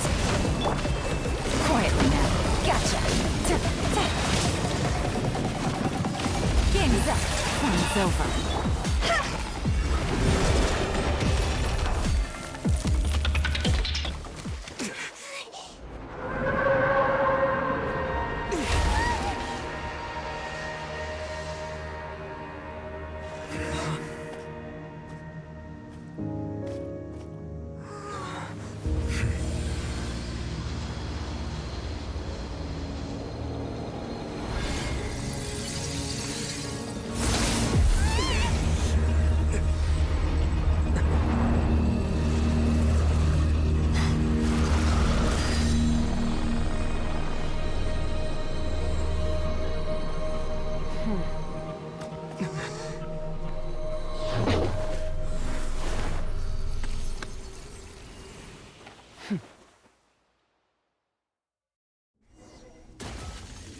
Thanks for helping with the cleanup. It should have been my job, but... oh well. It was just supposed to be a short private training session for me. I didn't think that my disciple and my master's pet would start brawling in the meantime. Well, actually, I had a feeling that it would happen at some point. That power. Who are you exactly? Paimon has an what she said earlier, she must be Child's master. Skirk, right? It's just that he gave us the impression that she was the less talkative person. I simply did not have anything to say to the weak. But you, on the other hand, managed to defeat the all-devouring narwhal without using power from beyond this world. So you may speak to me as equals. I have to agree. It's a strange use of a planet's primordial waters just to raise an all-devouring narwhal. That kind of power is wasted on it. It's not cooperative. It eats too much. And I have more important things to do with my time than pet sitting. The only thing that creature has going for it is its looks. All in all, it fails as a pet. Miss Skirk? I think you might have missed the point. The point being? Well, being that this pet almost destroyed an entire nation. So what sort of person is your master? Well, Child's master's master. Wait, is that right? Oh, right. So you don't know him. Sorry, I assumed you did. His name is Sir Deluge. Huh? I am unfamiliar with that name. Huh. So Master is insufficiently famous. How should I describe him then? Have you heard of the name The Fowl? The Fowl? Still nothing? Well, how about the Visionary? Vetterfulnir then? Or Gold Rhindaughter? Ooh, that one we've heard! Rhindaughter's part of the Hexen Circle. She's Albedo's mom, right? Oh, so you do know that name. To be honest, I also heard all of those names and titles from my master. I don't actually know them either. But I suppose you understand now, yes? My master is likely a similar sort to Rhindaughter. They are both pursuing some form of perfection. Wait! Didn't you also mention a visionary person? Paimon didn't quite catch their name. Actually, never mind that. I believe it expedient to inform you that the all-devouring narwhal used up nearly all its strength fighting you. Such roiling hydro energies will prove difficult for the planet's deep seas to digest. As such, the Fontaine back on the surface has most likely been thrown into chaos. In other words, the prophecy that you've been fretting over should now be in full swing. What?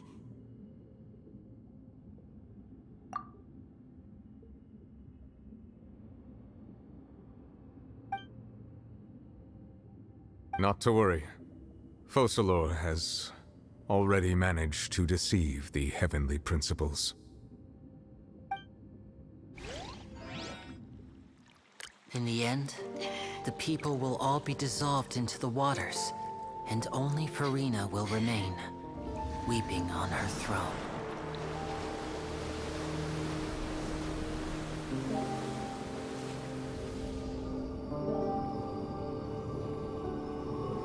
Only then will the sins of the people of Fontaine be washed away.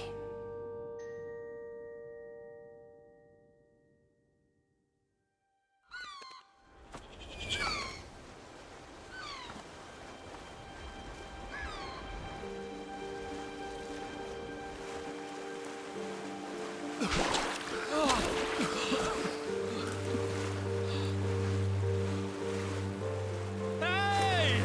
Help! Over here!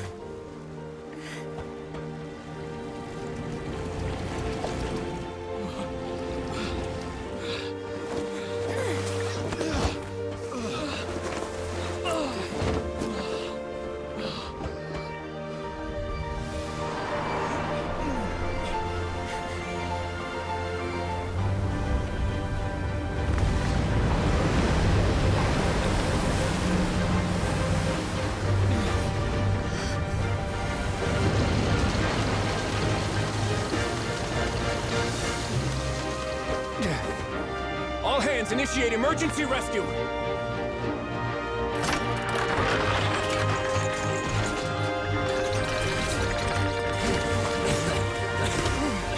Hurry!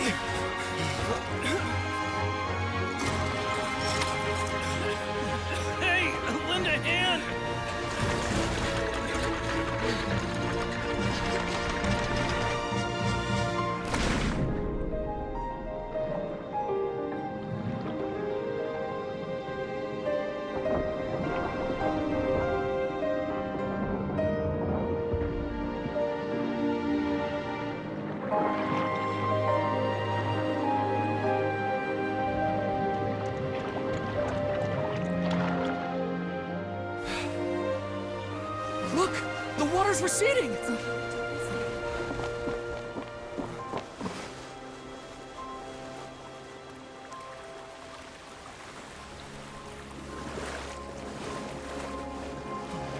It's a miracle! Water's receding. We didn't dissolve. The prophecy was wrong. The prophecy was wrong.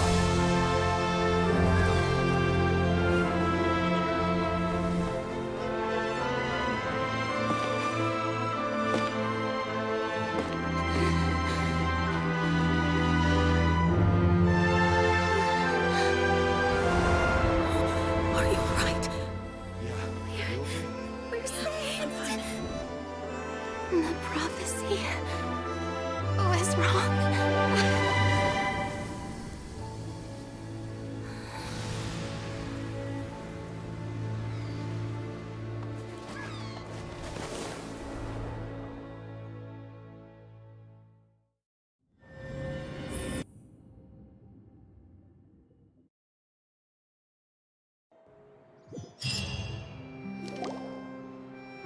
The soul renewed. The Spirit de Rasula attacks post-disaster rebuilding. I recently visited Poisson to meet with Miss Navia, spokesperson of the Spirit de Rasula, and we spoke about Poisson's present and future. Old soil can still give birth to new bloom, Miss Navia stated. Hope is like seeing a small cookie when you're starving late at night. You just need a little of it. Skyship Winglet, lunar brain of the Fontaine Research Institute. The various disputes that have arisen on account of Mr. Edwin have suddenly become a shield over the Institute, with Jurier turning out to be a once overlooked hidden gem. People always call the first researcher mad, but few know what to call the second. And should that latter person achieve a miracle, they would find it all the harder to find a word with which to classify him and his team. Wow! Paimon barely recognizes the people in the reports. Are those really Jurier and Navia? They sound like real big shots. What do you think? Pretty enthralling, huh? The Steambird's idea was pretty simple. With the disaster just having passed, we would print a free edition packed to the margins with good news to calm people down. The value for these big scoops lies in their inevitable follow-ups. We'll publish further reports and go into the stories behind those people. Edwin's assistant, Jurier, created a true flying ship, while Navia is leading people in the reconstruction of their home. I'm sure that these stories could draw even your well-traveled eye. Paimon's curious too! Wait a minute. Didn't we watch everything happen from start to finish? What's there to be curious about? And that's exactly why I'd like you to come conduct interviews with me.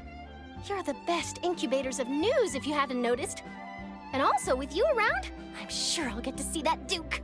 Are you sure? Hasn't he turned you down several times already? Oh, this time will be different. Come on! Let's head to Poisson first, and then make a trip to the fortress. There are some things you'll only know when you get there.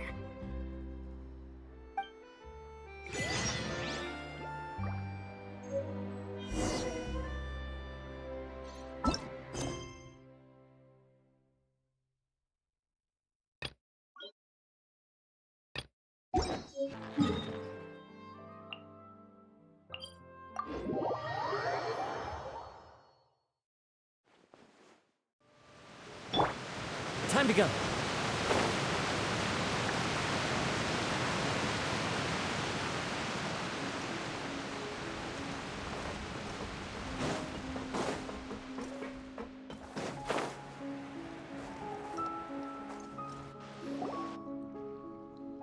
Navia! Oh, it's you. What brings you all here? Hey, we're just having a look around. I'm here to update myself on how things are going here. Oh, the Fatui are here too! Let me introduce you. This is Mr. Garunt Snezhevich. He represented the Knave in sending us a large amount of supplies, and is helping with our work. Our residents are hard at work as well. Thanks to everyone, work is progressing nicely. We've lost a lot of people, but we're moving forward. That will have to be enough. Hello, Miss Charlotte. I'm a big fan of yours. I especially like that article you wrote last year about Fontaine's stray cats. But if you don't mind, could you not emphasize our role too much in your report? It's not charity we're doing here. We just happen to share the same interests as the Spina. I get where you're coming from. I'll keep it as simple as possible. Or would you be willing to feature as friendly neighbors? That would be fine. Thanks. Oh, you're back too. How are things? We finished laying down the construction materials. It'll be another hour before the workers are able to go over there. Huh? You're here too, Clarence? Well, her reputation's greatly risen after that whole duel business with Miss Farina. So she's here in Poisson to wait out the heat. All right. She really came here to help me out. There's too much to consider in the reconstruction of Poisson. The Spina has need of more decision-makers. And, well, I do already happen to be connected to Mr. Callis. Oh, wait just a moment. Do you mind me asking a few questions? You know, about how you felt before the duel, about what it was like facing down a god. There's lots of exciting material there, I bet. Forget it. I'm sure you can find a better theme than that, Miss Charlotte. I see you're the same as always. Couldn't you do me a favor, for Navia's sake? Well, if we're talking about doing things for my sake, you might as well just take a few more photos of me. Or of the Traveler. It's better than wasting time persuading Chlorand, at any rate. Of course I will. I'm not gonna let him off that easy. All right, then everyone who wants to be in the photo, gather up. And smile.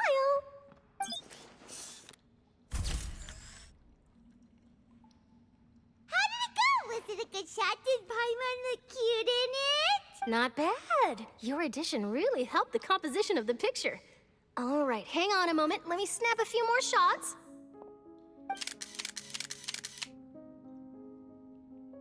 All right, that should do it. I'll be back here later anyway, so let's call it a day.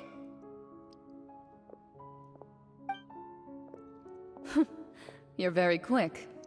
Speed is of the essence when it comes to the news, and freshness is the key. Also, not to brag, but I'm pretty good at building connections. Who knows? I might eventually get that interview with you after all, Miss Chlorand. Wow, you really do have that never say die spirit. I'm impressed. I'll hazard a guess that this is how you got that interview at the Fortress of Maripede. Whoa, you're well informed. Let me make a guess too. I asked Sijuin, who told Monsieur Nervillette, and he told you, right?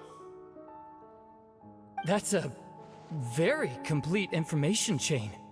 In truth, all Monsieur Nervillette asked me was, when did the Fortress become so friendly towards the media? I told him that it was best not to speak too soon. There's no guarantee that Ridsley will make a personal appearance. You're right. I've got to treasure every moment I have with them. In which case, I'll be making a move first. Stay safe now. And tell me if you hear anything interesting. I'll treat you to afternoon tea in exchange.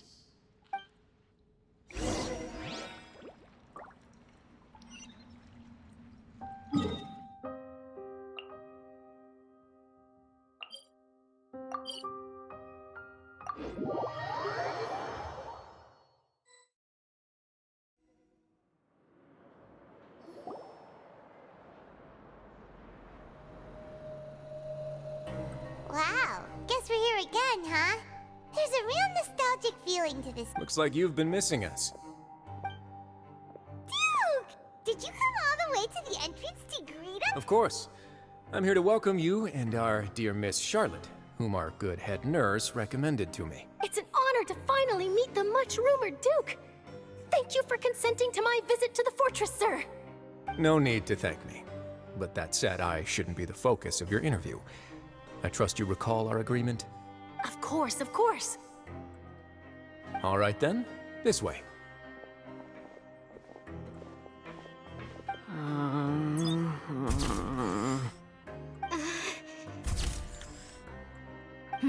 Hey, no need to be so nervous. I've already taken all the photos we need. Miss Charlotte, do these pictures really need to be published on the cover of the Steambird? It would seem that Miss Lorvine doesn't want her face to appear beside that of Mr. Jurier, Sir, please don't say things like that. But it looks like dear Mr. Jurier denies it. Might this interview be very important to you then? No, I just... This is my first time being interviewed, and I'm very thankful to the Steambird for... Now, I might not look it, but I actually did meet Mr. Edwin once. And I'll be honest, I enjoyed chatting with you more.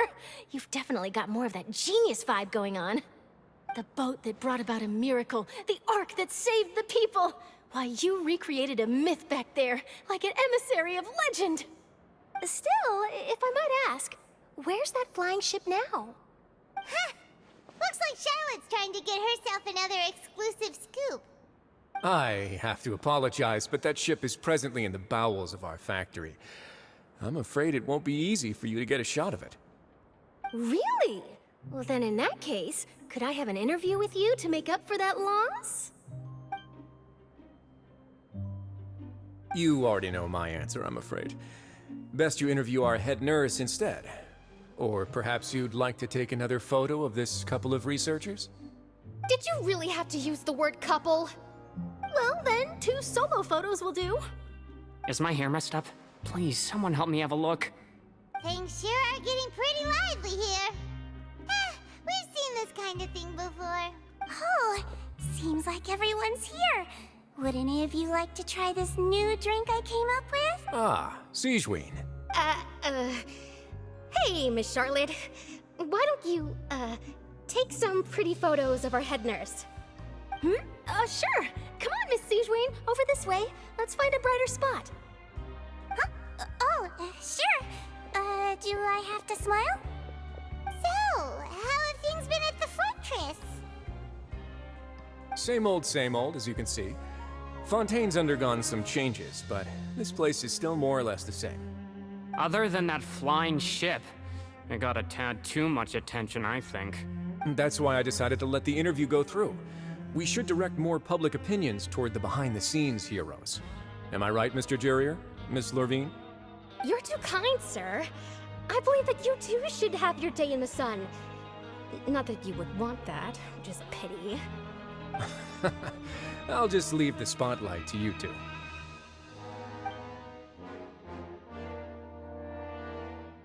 I see. Lots of things happened that day, huh? Anyway, regarding that Harbinger, I'm not sure you remember, but his 3 young followers are still waiting for his return. He sure did win them over, huh? I'll tell them that there's good news and bad news. The good being that their boss seems fine, and the bad being that they must face extended sentences for abetting his escape. Oh, actually, what about you? Are things gonna change for you too? What change can there be? The fortress will keep chugging along, and so will my duties. As to what Miss Farina's departure will mean for the nation, and if our laws and governance will be transformed, we'll leave those to the folks in the overworld. Hey everyone, the photo shoot's done. Good.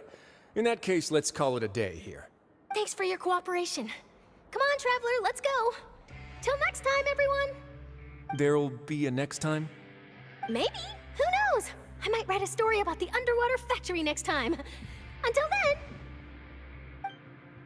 All right, last stop, the docks.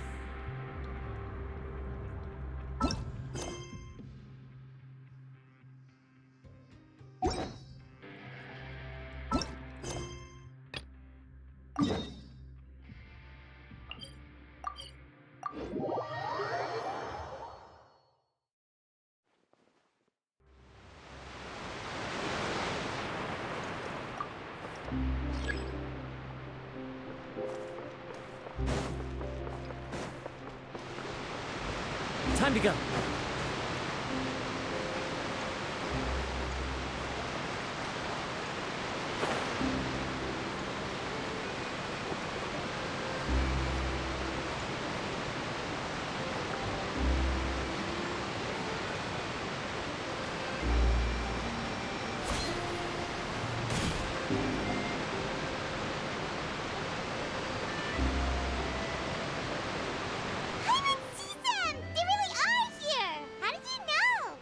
Navia mentioned that she stayed in touch with Linny and the others after working together.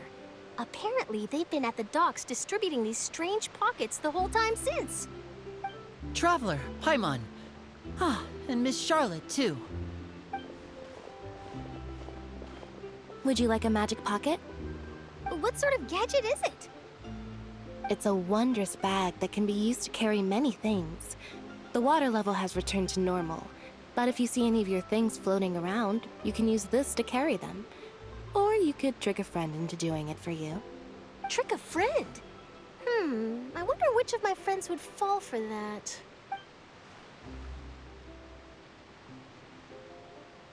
You could just make a friend like Fremine here. Isn't that right, Fremine? Is this what you meant by, I'll help you make some more friends? To be honest, that sounds pretty sweet. Could I have your contact, please? Sure. Please, write down my address. You sure are working hard to help Fremine socialize. He was the one who proposed doing this. He even wants to assist in our magic shows. Yes, I was planning to first introduce Pear as an assistant, and later Fremine himself. In the future, I think we can leave underwater escape magic to him too. That said, would anyone want to see a diver escape underwater? Oh, it'll work out. Every journey begins with the first step. He'll become a part of our show eventually. Lynette, could you come over? Miss Charlotte says she wants to take a picture of us. Got it. My, that Charlotte is rather perceptive. She got rid of everyone the moment she realized I had something to say to you. So, how have things been, Traveler? Father says that you did a great deal during the latest events. She's very grateful for your contributions to Fontaine. That's all right. We were more than happy to help. So, what's she doing now? Oh, I guess you haven't heard. Well, after Lady Farina left, Father and Monsieur Neuvillette opened negotiations, during which he gave Fontaine's gnosis to her as a diplomatic gift. A diplomatic gift? A gnosis? Yes, I was quite surprised at first myself. But when I thought it over, there were actually a number of things going for it. It could have been done as an apology for the incident with Lord Child, or as thanks for his help in tying the all-devouring narwhal down. Furthermore, Father did also lend significant aid to Fontaine and Poisson. Well, that's true, but this is a gnosis we're talking about. Doesn't this seem a bit irresponsible? I would agree, but I've also heard that it seems that Monsieur Neuvillette has had a significant change of heart regarding the matter. So there's some reason for this that only Neuvillette knows about? I suspect you'll have to ask him about that yourself. Ah, yes, speaking of which, I did see him strolling around the entrance to the Fortress of Meripede a while back. Isn't he real busy and stuff? Paimon didn't think he'd have the time for that. But back to the topic. The gnosis was given to the knave, right? What about Child? They say that he's returned to Snezhnaya to recover from his wounds. I hear that the recent disaster really did a number on his health. That's true. When you think about it, we've had loads of run-ins with the Fatui. To think we'd be allied with them this time. So shocked by such a simple switching of sides?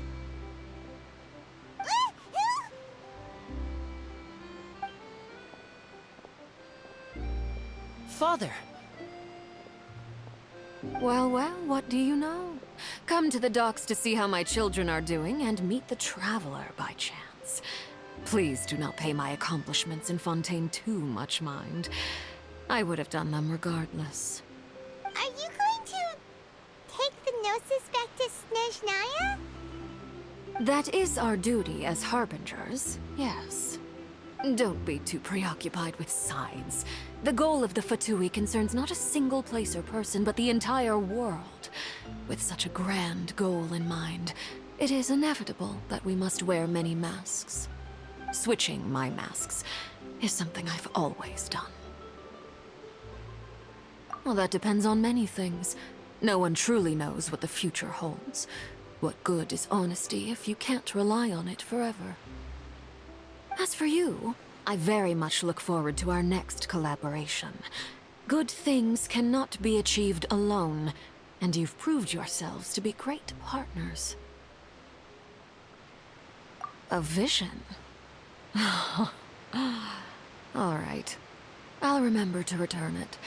Thank you for keeping it safe for him this entire time. And that's a wrap for me. Huh? You're... Greetings, Miss Journalist. Hello. If I'm not mistaken, there are diplomatic channels I'll need to report to take a photo of you. That is correct. So forgive me, but I will not be able to serve as a subject in your article. However, feel free to write as much as you'd like about our dear magicians and our upcoming rookie talent. I will. The sea breeze is quite pleasant. I shall continue my walk while the weather remains so agreeable. Farewell. Farewell, Father. Oh, she has such an intimidating presence. I didn't even dare to take a picture.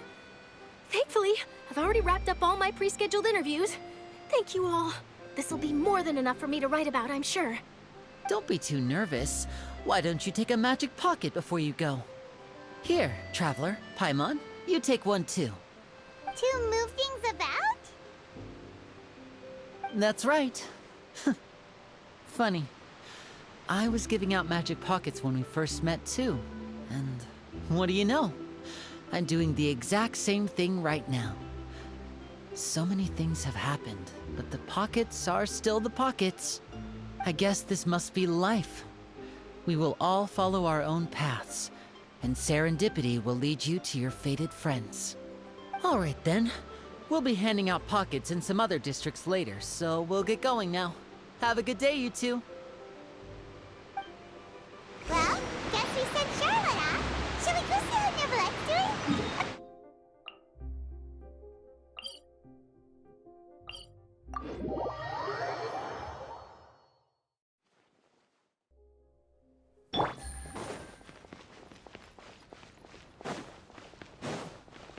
Take it easy.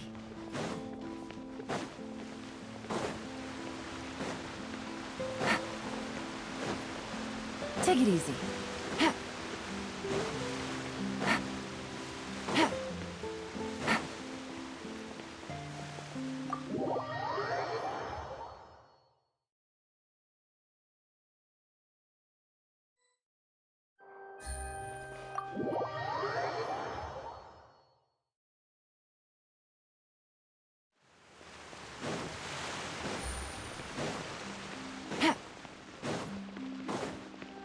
The entrance to the fortress! Ooh, he really is there!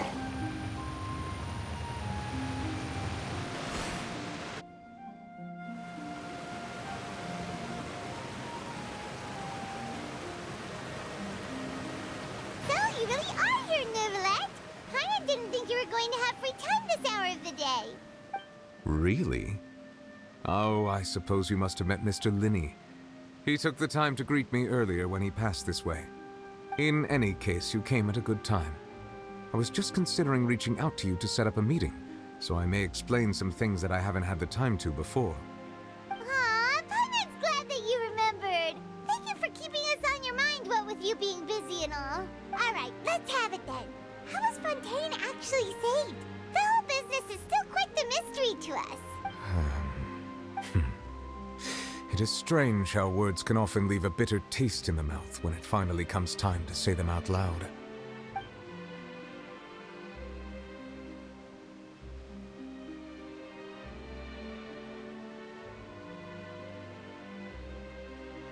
Whoa. So that's what happened? Fusillor destroyed the divine throne of the Hydro Archon and restored your power to you, transforming you into a fully fledged elemental dragon sovereign! But Paimon still doesn't quite get what you did to save the Fontainians from dissolving. For me, the authority of the ancient dragons refers to absolute control over the hydro element. Fontainians were incomplete humans born of Egeria's use of the power of the primordial sea, with constitutions similar to that of mimics. But so long as those primordial energies remain within them, I could use the ancient dragon's authority to grant them true blood, after the fashion in which life was first brought into being on this planet. In other words, when I gave my verdict, Fontainians became true humans, and thus would naturally no longer be dissolved by water from the primordial sea. Focalor must have counted on you to make that decision as well. Your verdict was the key to making the prophecy appear to have come true while saving everyone. Yeah, and in a manner of speaking, Focalor finally managed to fulfill the original Hydro Archon's wish to turn Oceanids into real people too! It seems from your expressions that you still have more things you wish to ask. Ask away. I will tell you the truth as I know it. I have investigated his case along many avenues, and I have learned that he once fell into an unknown chasm when he was young.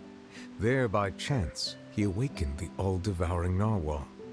But whether it be by sentiment or reason, that should not have been enough to consider him the root cause of the disaster. At most, he would have had tangential liability. As for the judgment passed by the Oratrice during the trial, whether it was due to that liability by association, or Focalor deliberately using him to buy time for us on the assumption that he would be able to hold the creature off, I cannot say. Guess Focalor had Fontainians in mind the whole time. In the end, it was thanks to her that they finally became real humans. Hang on a second. Paimon suddenly got another question. Back when Fontainians hadn't yet become real humans, were the children they had also transformed Oceanids? Life has always flowed like water.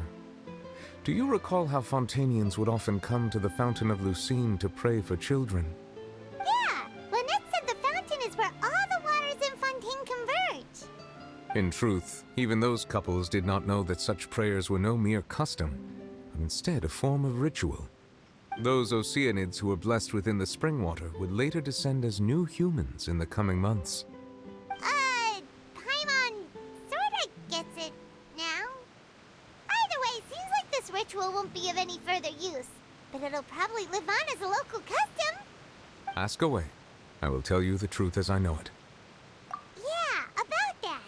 Risley said Farina has already left. What's that all about? Ah, Lady Farina. The people are only aware that her death sentence has not been carried out. She abdicated the post of Hydro Archon and left affairs related to that title to me, before leaving the Opera House. I related Focalor's words to her faithfully and completely. After hearing them, she seemed neither saddened nor comforted. She simply said that she was tired and needed to rest. Having said that, she then packed her things and moved out of the Opera House, not unlike how an ordinary person might.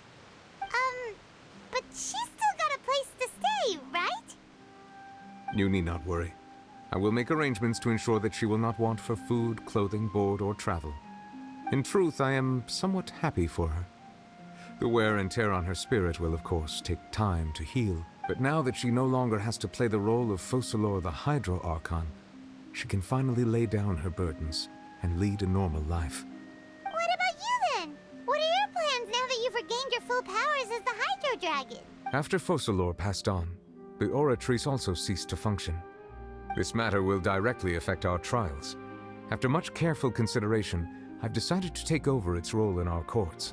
From now on, I shall hear cases and pass verdicts by myself. Looks like you're still considering stuff from the perspective of the Udex, huh? As an elemental dragon, there are indeed many things that I must do. But this power and this duty, in a manner of speaking, you could say that both were granted to me. As such, before I attend to my other responsibilities, I must first and foremost continue to serve Fontaine as its highest judge. The duty of the Hydro Sovereign and the duty of the Udex shall coexist within my person.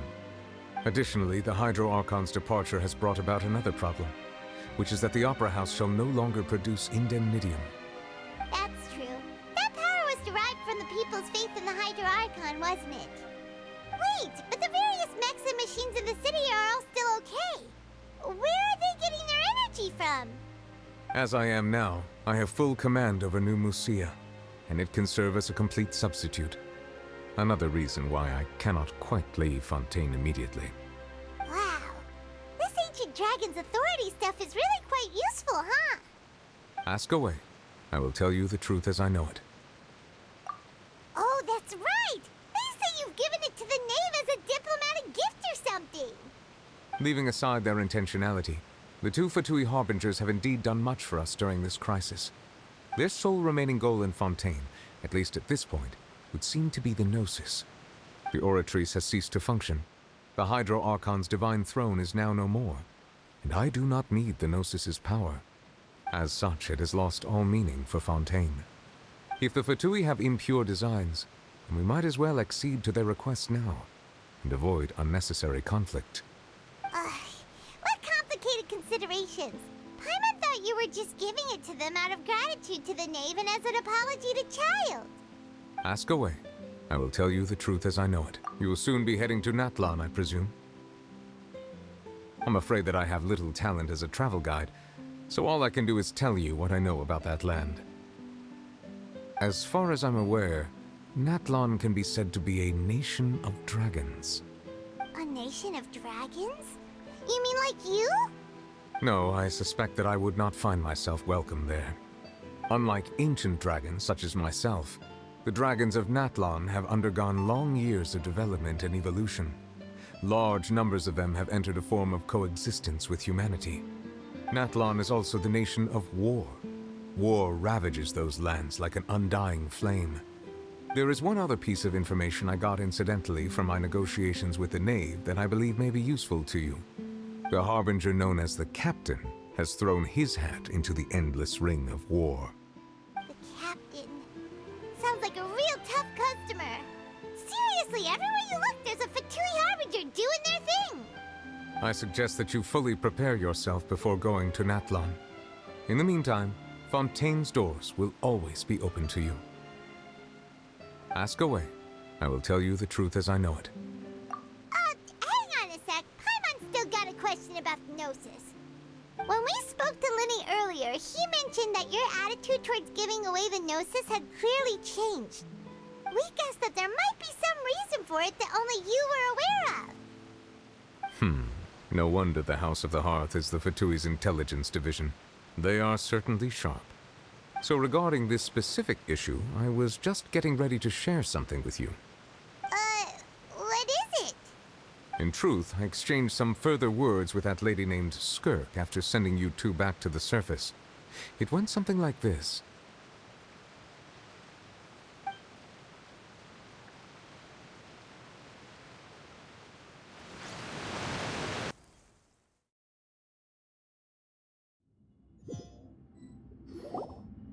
Well, we're going to head topside to see what's going on. You hurry over soon as well, all right, Nervalet? What next? The all-devouring narwhal isn't here, so I'm no longer getting any interference. I can finally catch the scent of your power, what it's made of. It is the authority of the planet's primordial dragons, but with something very similar to a god's curse mixed in. It's quite a novel blend. I'm sure I've encountered something like this before. What was it again? I do not know what you speak of. Of course. How could I forget? You should have the remains of the third descender on your person, yes? Remains? I've never heard of any such thing. According to your parlance, I believe it may be called a gnosis. Well, that much is true. After Focalor's divinity faded, she handed her gnosis to me. But I fear I have never heard of it described in the manner that you just did. I've been training with my master, the Foul, ever since I was young, and I have never returned to the surface since. So most of the information I possess, I got from him. It is only natural for those who are greater than humanity to possess a different sort of common sense, which is why there are so many problems in our attempts to communicate with humans. Regardless, you should probably get rid of objects of misfortune to prevent any disasters from befalling you. To live in itself is a blessing, but once a person dies, The bonds he once had with this world shall all turn to curses. What do you mean by that? No need to fret. These are just my personal thoughts, and my reason for no longer wishing to return to the surface. This third descender you refer to, who are they? And when did they die? Master never mentioned them to me. Perhaps it just wasn't that important for me to know. If you're interested, though, I could ask him. I'll be sure to pass the answer on to you next time. Next time? You believe we will meet again? I do. Wait. I have a disciple of my own, don't I? He can be the messenger then.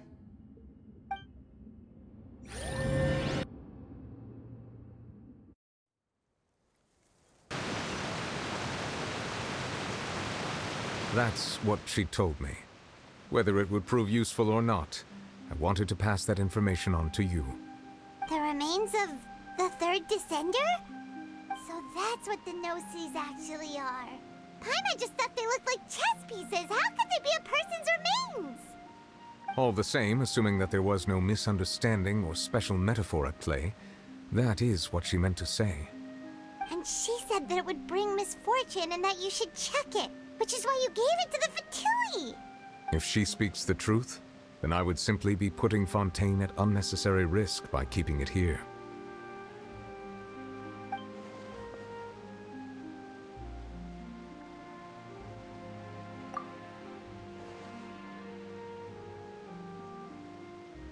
I had guessed that you might already be familiar with this concept, but I did not expect you to be one of them. That means that the Gnosis, which are exceedingly element-compatible and can even enhance elemental abilities, do indeed come from the third descender. I wonder, does your body also possess similar properties? Like being able to use elemental powers without a vision! That does sort of count as special compatibility, right? No, let's not think about this stuff right now. It just feels creepy, comparing the Traveler to the dead third descender and all. That's what you say, but this topic still feels like bad luck. Once Child recovers, let's get some more answers out of him. Or go look for his master and get the answers that way. I too believe it unwise to make too many blind guesses when information is lacking. The same is true of being at court. All right. Whatever the case, it seems like the crisis here in Fontaine's over for now. Yes. All of Focalor's efforts were for this moment as well. But she sacrificed herself in the end as a god, and she suffered through all those years as a human. Was that really what she wanted? I suppose that would be the mystery of a god's will. I suspect not. But once in a while, I too would guess that if wishes were like the clouds in the sky, they will one day return to the earth as raindrops. Life flows like water, and rain is the final answer. The water levels may sometimes tilt one way or another, but the rain falls fairly upon all. And what, ultimately, is the difference between the rains that fall upon all of us?